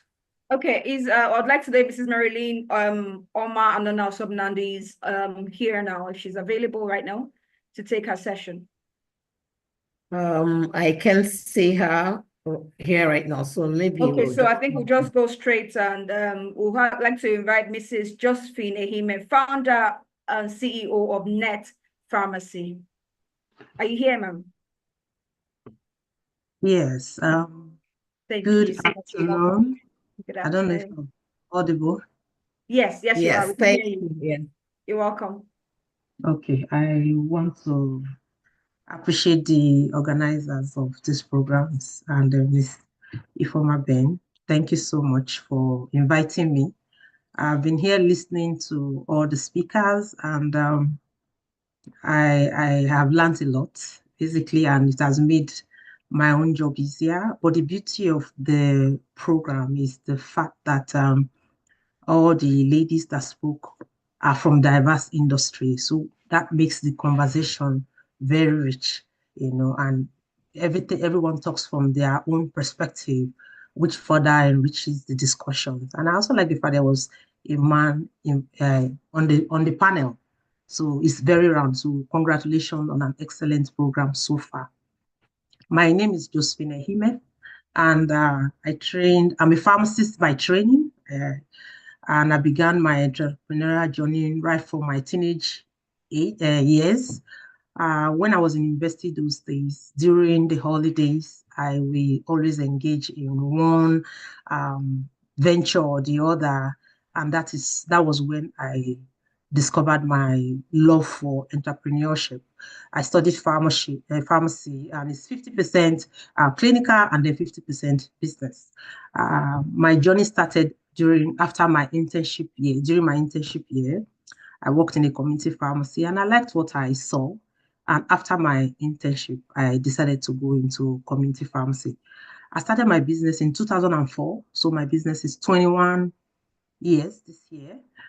Net Pharmacy is a retail pharmacy chain, and by the grace of God, we've grown to 26 locations in 8 states of the country, including Abuja. We have 3 branches in Abuja and other states.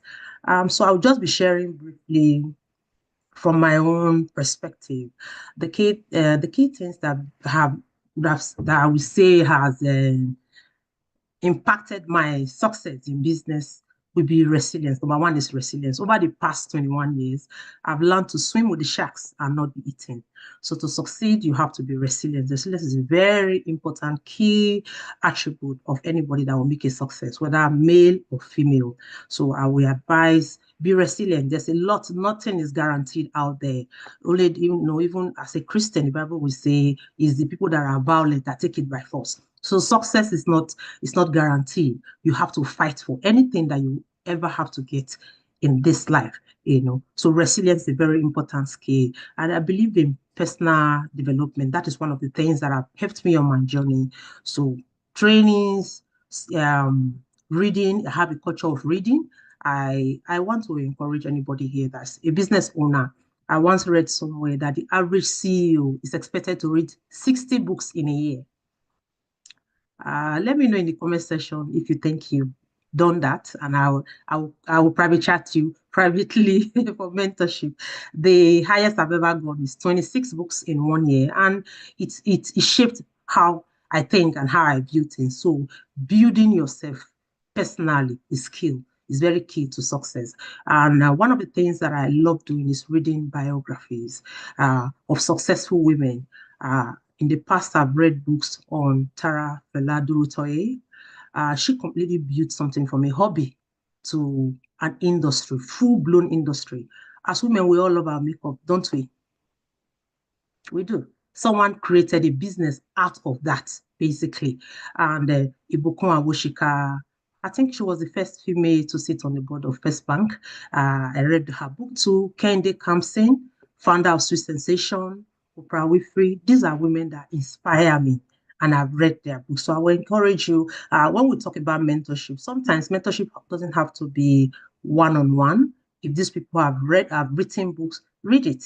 You can be mentored from afar by someone. So some of these women have mentored me with their books. Some have done one-on-one mentorship. What are the role of mentors? Mentors it's like scaffolding when you are building a house. I don't know if I'm audible. Am I audible? Am I audible? Yes, loud and clear. Yes. Okay, good. Yeah. Okay, and my camera is working? Okay, good. All right. So as a businesswoman, mentorship is like a scaffolding. When you are building a house, that scaffolding is like a ladder. It allows you to see. You stand on people's shoulders. That is what mentorship does for you. Because people say that experience is the greatest teacher.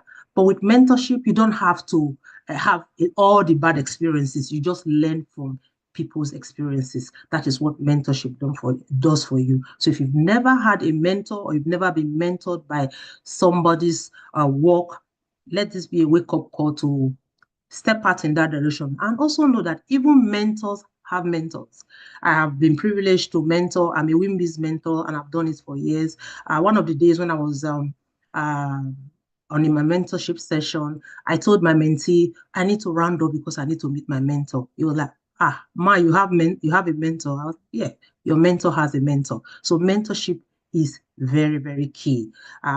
Never underestimate the power of mentors. As a business owner, some of the challenges, I will not dwell too much on challenges because we are talking here about resilience. Funding is a challenge you may face if you are in business. I know there are a lot of lawyers here, but I also believe that there are a couple of business people here. As a woman, you may face funding problems, but let me just bust your bubble here and tell you that it's not 100% because you are a woman that you may have problem with funding. Sometimes people are not financially literate. People run their businesses like hobbies. You go for your business, you make your day sales, and as you are going home, you are buying the latest bag, the latest shoe, and all that. So it's going in and you are spending it. Banks want to see turnover. And if they don't see it, they're not going to give you any money. Because I know at a point in my business, I wanted to get a facility from one of the banks, and I spoke to them. They asked me, what's your revenue? What's your turnover? I told them, but when I brought my books, it wasn't showing, because it wasn't showing it wasn't going into my bank and coming out. I was spending it. So if you are having, but now the story is different.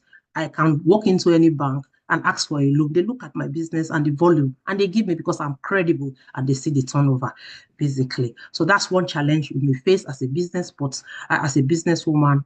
But that's another way to overcome it. Get financially literate. Pay yourself. That you are the owner of a business does not mean the whole money is yours. You are entitled to a salary. Pay yourself and spend within that. Dealing with failure is another thing you should also learn when you are in business. Failure and success are two sides of the same coin. You cannot have all success and no failure. So your resilience helps you to go through the times when you fail. And with each failure, there's a lesson that builds you for the next time. In my business experience, I've had times when I open a store and it's not doing well, and I have to count my losses and shut that store down. But did I stop? No, I still open more. Basically, that's what failure does. It teaches you how not to do things. So do not run away from failure. Embrace it and learn from it. Work-life balance. I'll quickly talk about that. Let me just tell you, balance does not exist. It's all about priorities. At every time, there's something you are placing a priority on over another. So it's for you to check, what are your non-negotiables? What are things at that point you are not willing to negotiate? When my business was about 12 years old, I had to take a step back because my children were in their teenage years. And you know, those are very important formative years. So I had to relocate to Canada with them. And I stayed in Canada for 6 solid years, grooming my children. At that point, that was a non-negotiable for me. I know people told me, are you mad? You own this big business. You have 17 branches. They are going to take all your money. Somebody's going to take your husband, blah, blah, blah, and all that. But I plugged my ear because when you are raising a family and raising children, it's either you pay now or you pay later. But trust me, either way you pay. I decided to pay then. And I stayed with my children. By the time I left Canada and came back to Nigeria, my last child was just entering university. And at that time, I was convinced that I've laid the foundation that will not allow me be sleeping in church, praying mountain of fire prayers because my children are not properly set in life. But that was 12 years ago. So work-life balance is all a case of prioritizing. I will talk briefly about women supporting women. Women supporting women is not just a cliche. It's not just something you talk about for the sake of talking about it. As women, they say charity begins at home. We have to start by supporting ourselves. You know, less than a week ago when they reached out to me for this program, and it was very short notice. But because it's a woman doing it, I said I would do it, basically. So as women, we must support ourselves. It's not about competition. No, if we win together. If one woman succeeds, it paves the way for other women. This program has been phenomenal. We have learned a lot because we listen to other women share from their experience. Just imagine this platform was not there. Imagine what we would have missed today. I was taking a lot of notes because I am a speaker, so I speak in events. You know, I have another event on Friday next week. A huge portion of what I wanted to speak, I've edited just by listening to these amazing women. So we must support each other. We must celebrate each other's wins. Women create networks like this where women come together, share ideas, and tell each other that it is possible. You know, that a lot of women have succeeded and we see them. But how did they get there? We learn from their wealth of knowledge. And if you're an employer of labor, employ women. Create a safe space for women to succeed. If you can afford it, by all means, try and give paid maternity leaves. You know, it has to start from us. One of the speakers spoke about some companies not willing to employ a lady, maybe because she's just newly married or all that. But as a woman, you should lay that platform where women feel safe in your company. In Net Pharmacy, 70% of my workforce are women. It comes with its own challenge. But some of these women are breadwinners. Some of them they have families and other things to take care of. I do that too because I am a beneficiary of women helping Thank you women. So very just to round up for women aspiring to do great thing in their space, I would say believe unshakably in yourself. You are your first and biggest cheerleader. No matter the noise around you, if you believe in yourself, nobody can make you believe otherwise. Set big goals. You are capable of achieving it. Any goal that comes to your mind, you are able to achieve it. Work towards it. Never allow anybody to tell you that you cannot achieve anything. I was once a very shy person. If you call me to talk in a crowd, I would probably have palpitation and pass out, But what did I do? I went to John Maxwell Leadership Program. I learned how to speak. My last speaking engagement was in WIMBIZ conference in the presence of 2,000 women. You don't get it. There are some things you cannot wish. You have to work for it, basically. So if you can think it, that's what Mo always says. If you can think about it, you can achieve it. Thank you you so much. Thank you. Wow. Wow. Thank you so much. Ifeoma, over to you. Wow, thank you very much, Madam Josephine. That was also another phenomenal, inspiring speech. Thank you for sharing your experience. And I want to also thank you for your patience. Sincerely, we actually overshot the time. I want to sincerely thank you for your patience because I know you're also a very busy woman. I truly, truly appreciate it. So, thank you very much. And also, I know you joined quite early and you are here from that 10 o'clock till now. That's quite phenomenal support from a fellow woman. Please, let's appreciate all our speakers. They have done so well. And to also know that Dr. Linda is here waiting to give us another. In fact, I can't wait again to hear what she has to say. And I know if you are thinking of investment and all that, please stay tuned. We are rounding up and very soon. And I know it's worth your time. Please stay till the end because I just want to give you an expo. Stay till the end. There's something coming. Thank you. So go ahead, Rosemary. Okay, thank you so much, Mrs. Josephine Ehime. Thank you. That's such an eye-opener about so many things. So I don't know if Mrs. Marilyn is here yet at this time. I doubt if she's here. I think she had another engagement, and by the time we called her, she was already off. Okay, so that's fine. We'll just proceed with. All right, right now we're going to appreciate Dr. Linda Pajoh, founder and CEO of Investornomy.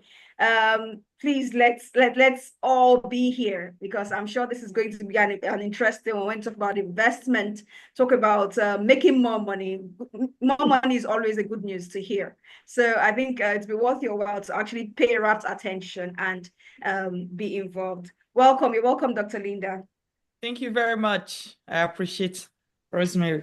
Okay, hello everyone. Please, we're going to use the chat box, all right? Because myself, sometimes when I'm listening to things like this, right, I don't know, your mind drifts off and you're not there. So if you are here and you're still listening to me right now, you can just be like, hi everyone or something, use the chats.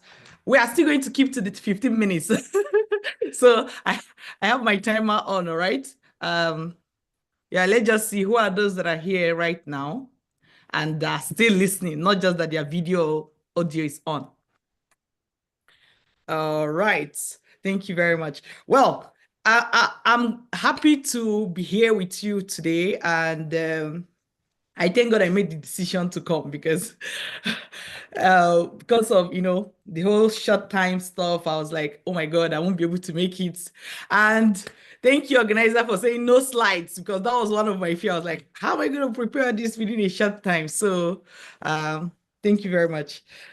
Well, the first question I have for us is, how many people here are at a phase where they are like, okay, I want to start a business, or I would like to start a business, right? Like you're just at that very early phase. Let's know. I always love to know who I'm talking to. And if somebody is not there, we just shift the topic to something else that will benefit the people that are here. So if you are at that phase, just type in the comment section so that I can see. Or Yeah, like you want to start a business or you are thinking of starting a business, you don't have a business yet. Maybe you don't even have a business idea. All right, so let me see. All right. I see some comments coming in. Thank you very much. Oh, okay. Somebody say, I want to start a business while keeping my 9 to 5. Yeah, very good. Very good. All right. So what I want to say today is really going to benefit this, like it's going to benefit you if you're at that level where, you know, you're just starting out. I believe. Now, towards the end, I'm also going to say some things that even if you already have a business now, it's more like a food for thought, right? So that's more of how we're going to go.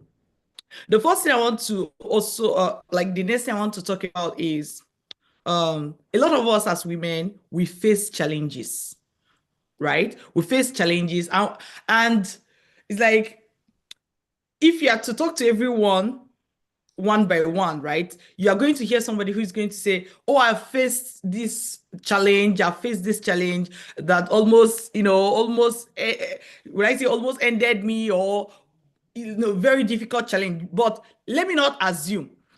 If you are listening to me right now and you faced something you feel like, oh my God, this was a hard challenge, but I scaled through. If that has ever happened to you, could you drop a message in the chat and say, okay, yes, it has happened to me, right? Like you have faced a challenge before, but you overcame it. These questions I'm asking, right, they are very important. And instead of saying them and say, go answer them later when you get home, I actually want you to answer them now, because if you answer them now, then it makes you more suitable to receive the message I'm about to say. Yeah, okay. So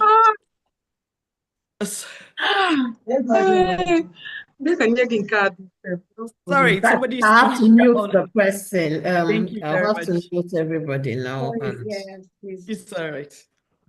You said what, please? You said what? All right. So Yeah. the message I want us to take out from everything I'm going to say today is that the first one is question. I'm sorry, Lillian, can you please mute your mic? We're trying to mute everyone, please. Can you please mute your mic, Lillian? Yes, I'll have to try and get the cash.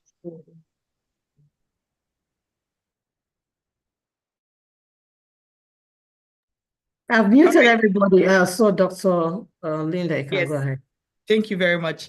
All right. So the thing I want us to the question I want us to go home with is what do I do with the difficult experiences that I have had or that I have experienced? That is a personal question I want you to take home while we are exploring it now, because my talk is going to be about what I have done with the difficult situations that I have been through. All right. Should I say that's going to be most of it? The first thing is that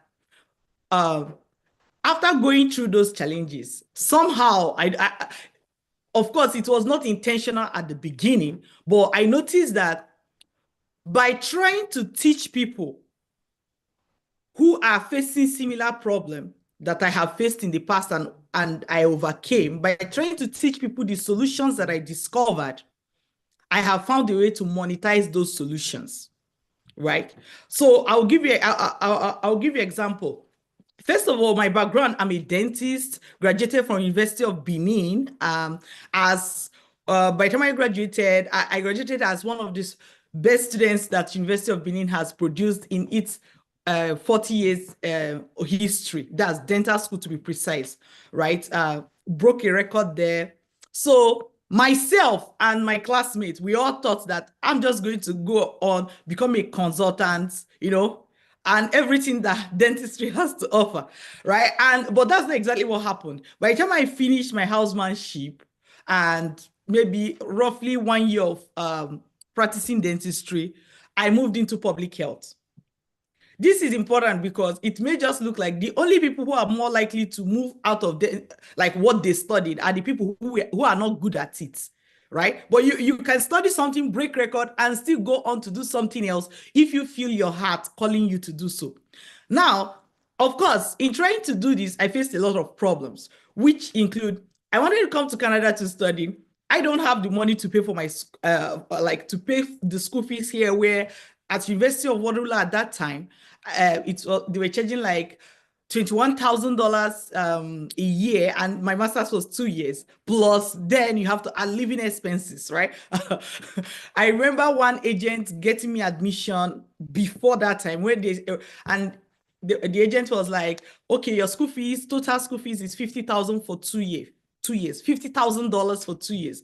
And I was like, if I had $50,000, I would, as of then, I wouldn't be thinking of relocating or going abroad to study, you know. But the point is, at that point, I didn't have the money. So that idea of not having the resources to do what I wanted to do pushed me into that do-it-yourself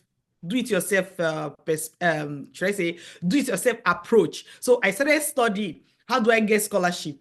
How do people get scholarship? Made some calls. Of course, as you already know, a lot of time when you're calling some people, they're not going to pick. And that's okay, because later on, if you're in their shoes, you see why they are busy, right? So I did a lot of research. It was not easy, but eventually I discovered, okay, for example, there are these programs they call research-based programs abroad, right? These are different from course-based programs. And then I discovered, oh, okay, these are the ones that they give full scholarship for.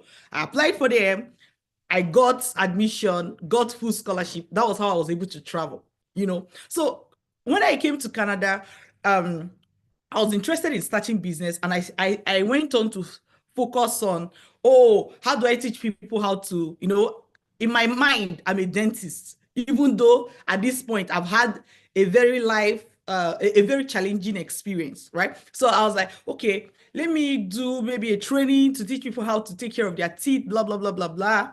While I was busy doing this training, I remember at that point, I was like, okay, let me write a book first. The book writing took me a year. So while I was waiting for the book to be ready and all of these things, friends will chat me from Nigeria, to be precise, and be like, hey, how did you get that scholarship? How did you get the scholarship? Hey, you want to learn? How did you get the scholarship? So it's like, I am here focused on, this is what I studied. Some people are busy asking me for solution that I have discovered. Why I'm saying that is because sometimes we are so focused on what we studied in life that we forget that what matters in business is offering value. If you have value to offer people, they will be willing to pay for it, right? So that's why I still ask, have you faced any challenge before, any difficult situation that you survived?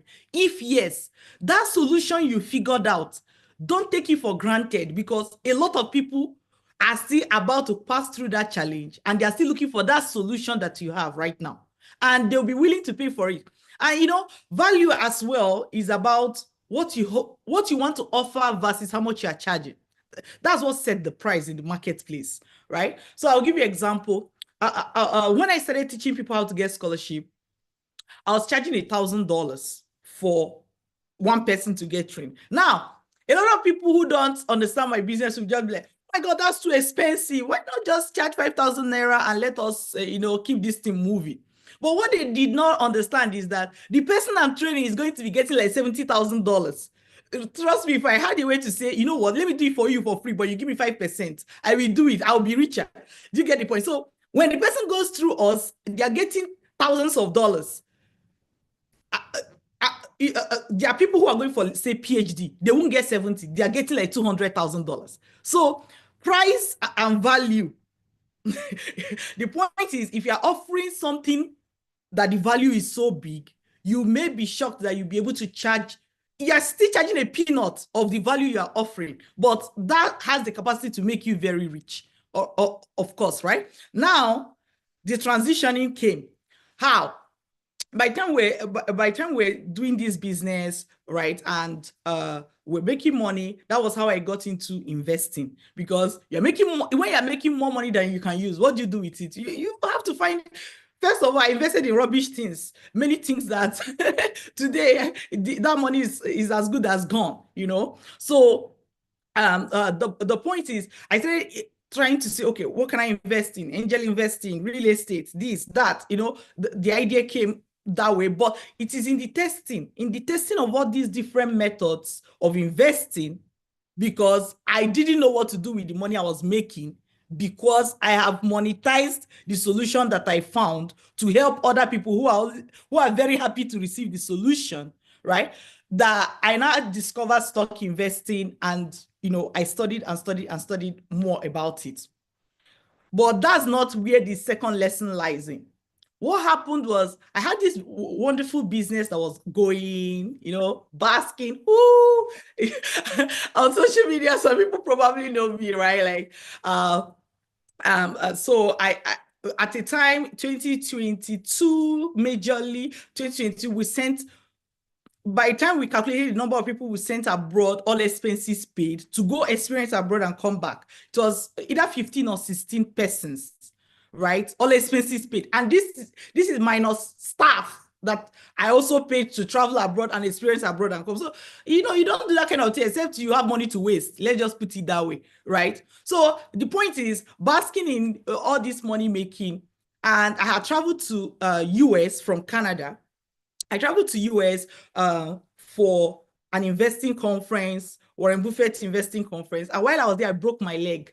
Like, okay, a Nigerian friend said, when you say break your leg, please be explaining it well. Because, here, if you hit something, you'll be like, I broke my leg. I mean, my 2 bones of the left leg got broken, right? And I have to be on wheelchair. That's the kind of break leg that I'm talking about. So I broke my leg. Is like, if it's in a movie, it's like there's this dance and party going on, and all of a sudden, bam, the light is out. That was more like how it was. So, and when I fell from staircase, right? When I fell from staircase, I heard that sound. What? I'm a dentist, I deal with bones. So when people are like, when you get to the hospital, you figure out whether your bone is broken. I'm like, oh, forget, the bone don't break. I hear her. Do you get? So the point is, I flew back, had to do surgery. I still have implants there. So did that surgery, had to go through physiotherapy. All this took about 6 months. At the end of the 6 months, I got pregnant. Pregnancy was very difficult. So anyway, summary of it all is that all of this sort of, let me use the word, dried up my income, because I was not, when you're about, the way they say that, like, when you don't have your health, that's when you know that every other thing is useless. You drop everything to go get your health, right?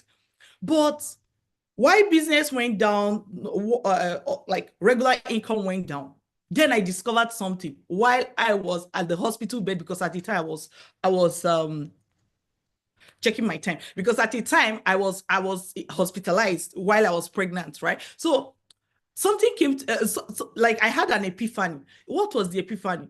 Is that I discovered that while my business income stopped because I couldn't be there to be handling it, right? And that's also my work income, my investment income continued to grow.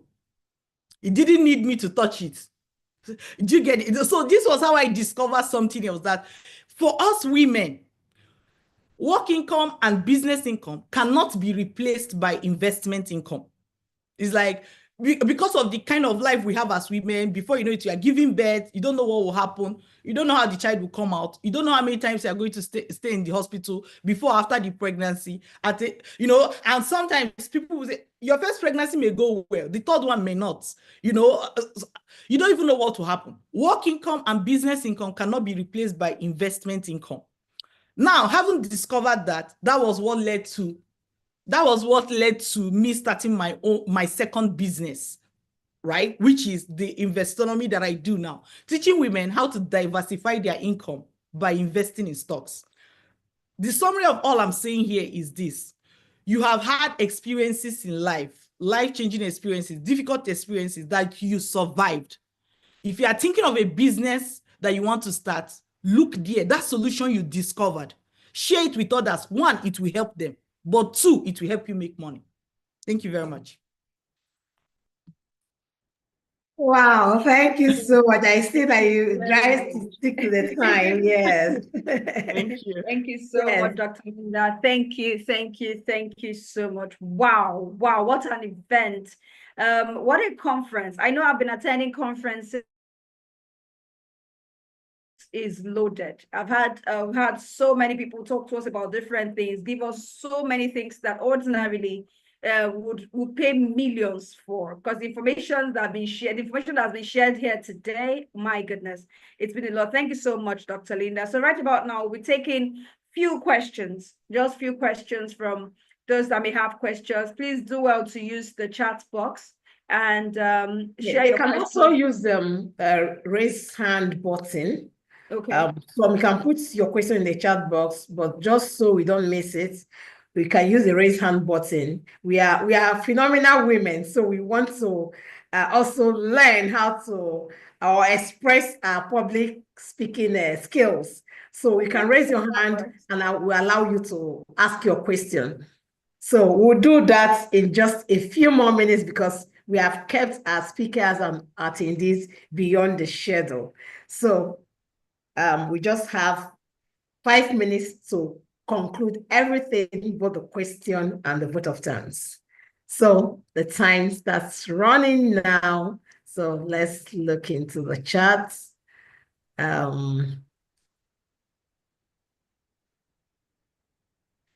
Okay, someone said, can we have the contact numbers of the speakers?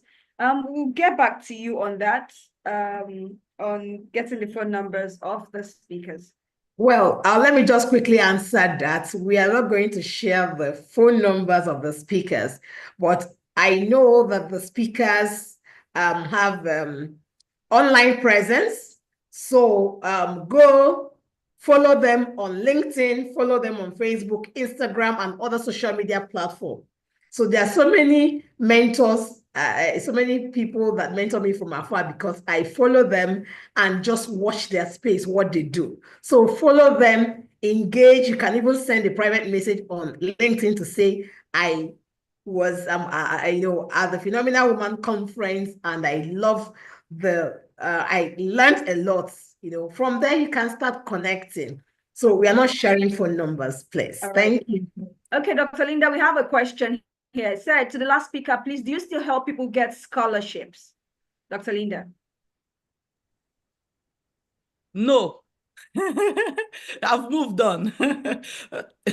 I've moved on. But what I do have that I can, depending on what the speaker, the organizers think, is because we are giving our the book that I just published, we're giving a copy for free. So we can send it via email or we can drop it on chat box for people that want to maybe go download. Anyone that works for you is fine. Okay, thank you, Dr. Linda. You had hinted me that you are going to share with us a free copy of your book. Please, you can put the link on the chat box for those who are still on the call. They can download immediately. Then we can also share the link later with other participants via email. So thank you so much for graciously gifting us your book. Yes, Stock Market Mama. Thank you very much. Thank you. For someone who asked about traveling abroad, I have another friend called Stella Walla who runs Travel Abroad Africa. So you can check her out on Facebook. She's very active on Facebook. She also has a community, Travel Abroad Africa. So you can join the community. You can also send her a DM on Facebook. I know she has helped a lot of people. And there's a lot of testimonials, so you can take it off from there. So, do we have more questions? Okay.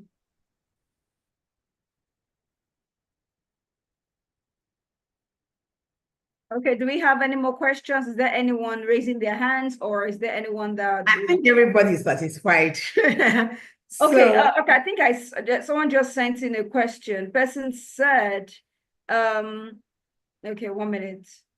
Okay, how can one use their story and knowledge of resilience from overcoming certain struggles to help others? When is it appropriate to launch into that? Okay, I think there are, Madam Josephine seems to still be here. So, Dr. Linda, you would answer, and I think Mrs. Josephine is still here. Let me check so that maybe any of the speakers who are still around can chime in, can share their thoughts. So okay, thank you very much. Okay. All right, so I think sorry, I didn't grab the name at that point, but one of the speakers, I think Barinada Lagos, sorry. Barinada. Yes. Barinada, thank you very much. So I think she mentioned something about sharing on social media, and that was how she started. And you know, it also like not waiting till you have figured it all out. Another speaker spoke on that as well. So for me, sharing on social media is going to be your easiest way, because instead of waiting for somebody to give you platform, great. If you have a social media handle, use it and start talking about that problem. Soon you will see people who are going through the same thing, and then they are going to ask you, okay, think about it. The way I spoke now, and you have a question, right? And you have asked. This is what happens on social media. When you talk, you do a video, for example, or you post something, somebody is going to come inbox and they're going to ask you a question. And that's how, even from there, that you start seeing the challenges people are facing. And then perhaps in form of a course, maybe you can teach that thing. So let's use this example. So I've talked about starting a business from your struggles, right? Oh my God, that sounds like a good business to start, by the way. So now somebody have asked the question, how do I do that? You see, that's the question you have. So then I go back, let's say I'm you. So I go back and I say, how can somebody do that, right? There's steps. Okay, first one, what was the problem? What was the solution? Blah, blah, blah. So I put this in form of a course, like video course. When I use the word course, I just mean series of videos where I'm talking about and teaching these things step by step. Then if you go back to this person who asked the question, assuming you are not, I'm playing your role now. The person who asked the question in I say, I have a course that teach the step by step of how to do this. Are you willing to pay?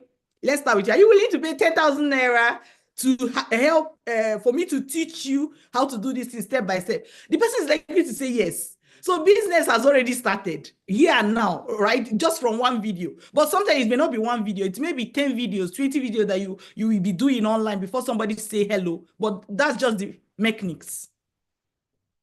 Yeah. Okay, I just wanted to add my voice to it, to what Dr. Linda has said.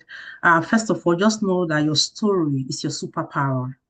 You know, when I started speaking, I said about 7 people have spoken, but if you check, we're all saying the same thing, but they are making different impact because it's infused with our own story. So first of all, know that your story is your superpowers.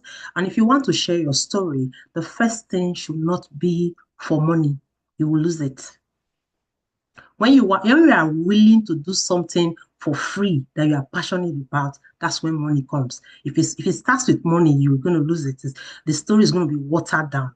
So your story does not change. But if you start from being able to add value back from your story, then it's going to have essence. So have a brand voice. What does your story speak to? You know, she spoke now that Dr. Linda spoke about her own story, then teaching how she made money and how to monetize some of your skills and all that. So that is what she speaks to. Everybody speaks to a different thing. So what's your own brand voice? Your story, what is it addressing? Look at all the great women that you can think of. If I tell you Ibukun Awosika, her voice has transitioned many times. Have you noticed? At a point, she was speaking about business. But what is she talking about now? Balance. So your voice must speak to something. And it's also very important to get help in structuring that story in a way that you can sell it. So there are a lot of people that do it on LinkedIn. They help you to package it, and then you can go ahead and speak it. So that's just my advice. Thank you. Thank you very much, ma'am. Thank you so much, everyone. I'd like to believe that is the last question. Although someone asked for the social media handles of the speakers, you can look them up on social media. Right? Asking for the social media handles of all the speakers. Please check different social media platforms. I'm sure you'll be able to get their social media handles from the platforms. All right. So thank you very much, everyone. Thank you for your time. So I'd like to call Barrister Ifeoma Ben, the convener of this super amazing, phenomenal conference, to give us her final remarks and then the vote of thanks. Yes. Thank you, Rosemary. Yeah, such an amazing compare. And to also say to the person who asked the question about the social media handles, we have the flyer for this conference has all the names, the full names and designations of all the speakers. So you can just go on LinkedIn. If you type Dr. Linda Pajoya now on LinkedIn, you will just see her profile. So you can start from there. So you can, so some speakers might be, some are more active on LinkedIn, some are more active on Instagram, some are more active on Facebook, as the case may be. But for professionals, most of them are active on LinkedIn. So type also Mr. Josephine Ehime. You also see, their profiles are on different platforms. So follow them and you'll learn more. This is just a tip of an iceberg. So before I give my final words, I want to call on Buki Ogunsake, a friend of mine and a colleague who has also been working with me behind the schedule to put this together.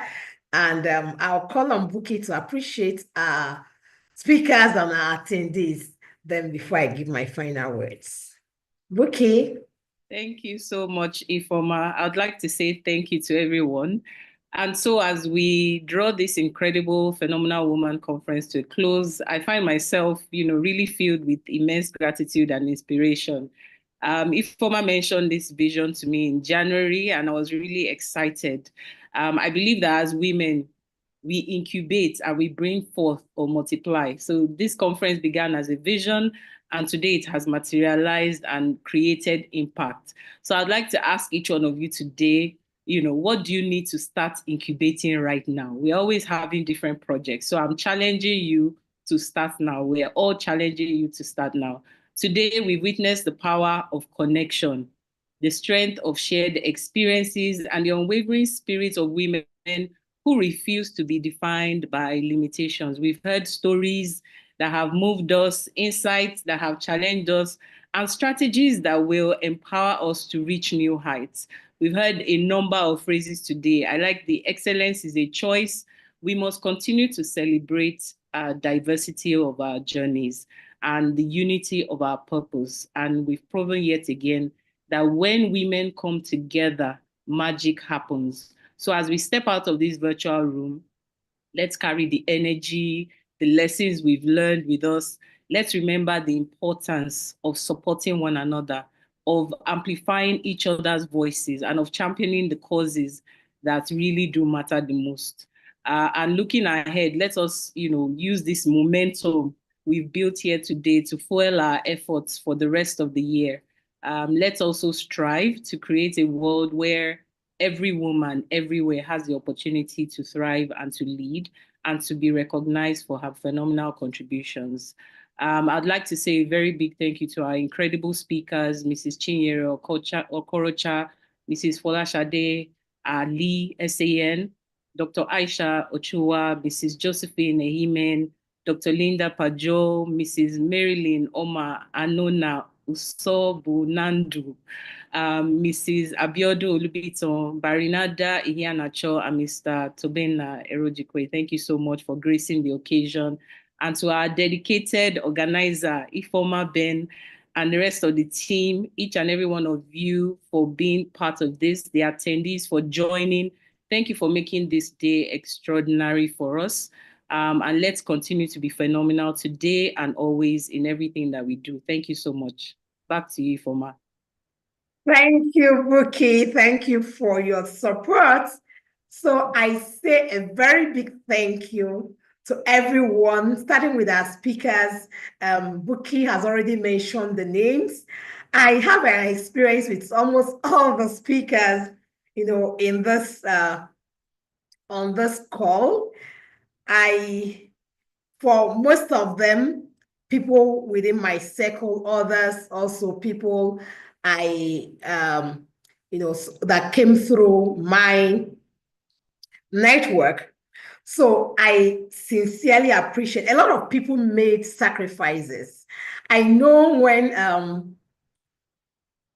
okay, Mr. Okorocha is back here. So we are just giving vote of thanks. We already thanked you in absentia. I know you've been on the call for a long time.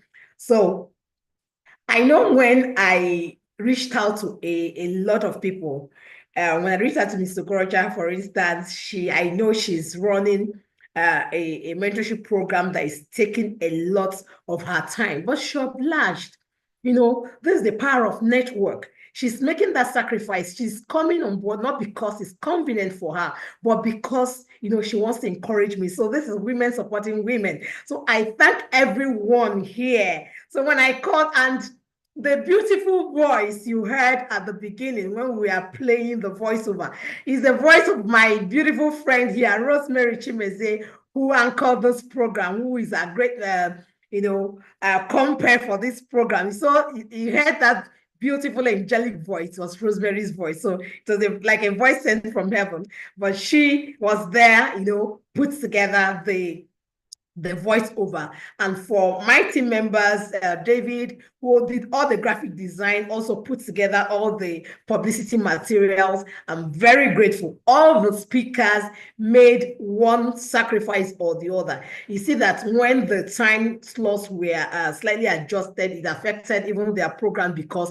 I know they are very busy people. So, but they made sacrifices. I know when Dr. Linda reached out, responded on LinkedIn saying that she got an email, but when I now told her about, she said, okay, the time frame is going to be too early for her. It's more like her 5 a.m., you know, in her location. So you can imagine what it means to wake up, you know, early enough, even when you're supposed to be enjoying your sleep, but you're awake just because you want to honor an invitation.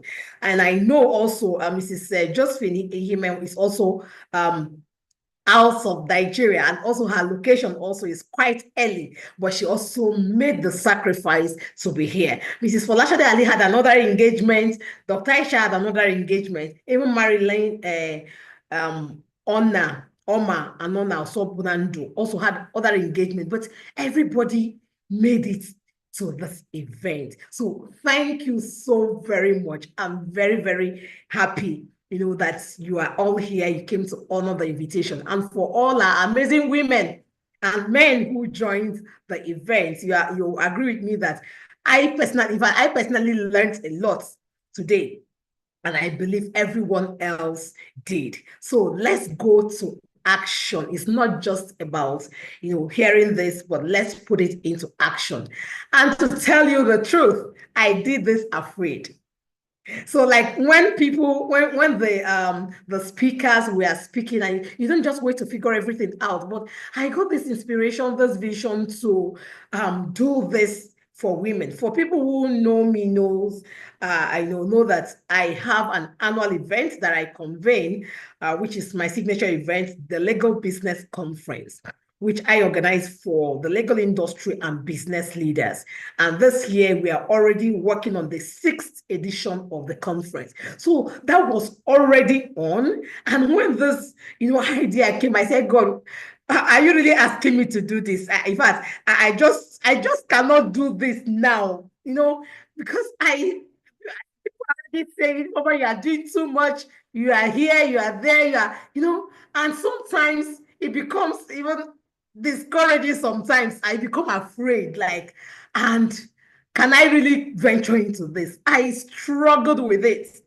Because it was more like an additional responsibility. But it was so strong, you know, it came, you know, coming. And at a point I decided, okay, we are going to do this. I'm going to give it a try. I'm going to do this. And I quickly, sometime last year before December, I went on Facebook just to keep myself accountable. I went on Facebook and wrote, the Phenomenal Woman Conference anticipates.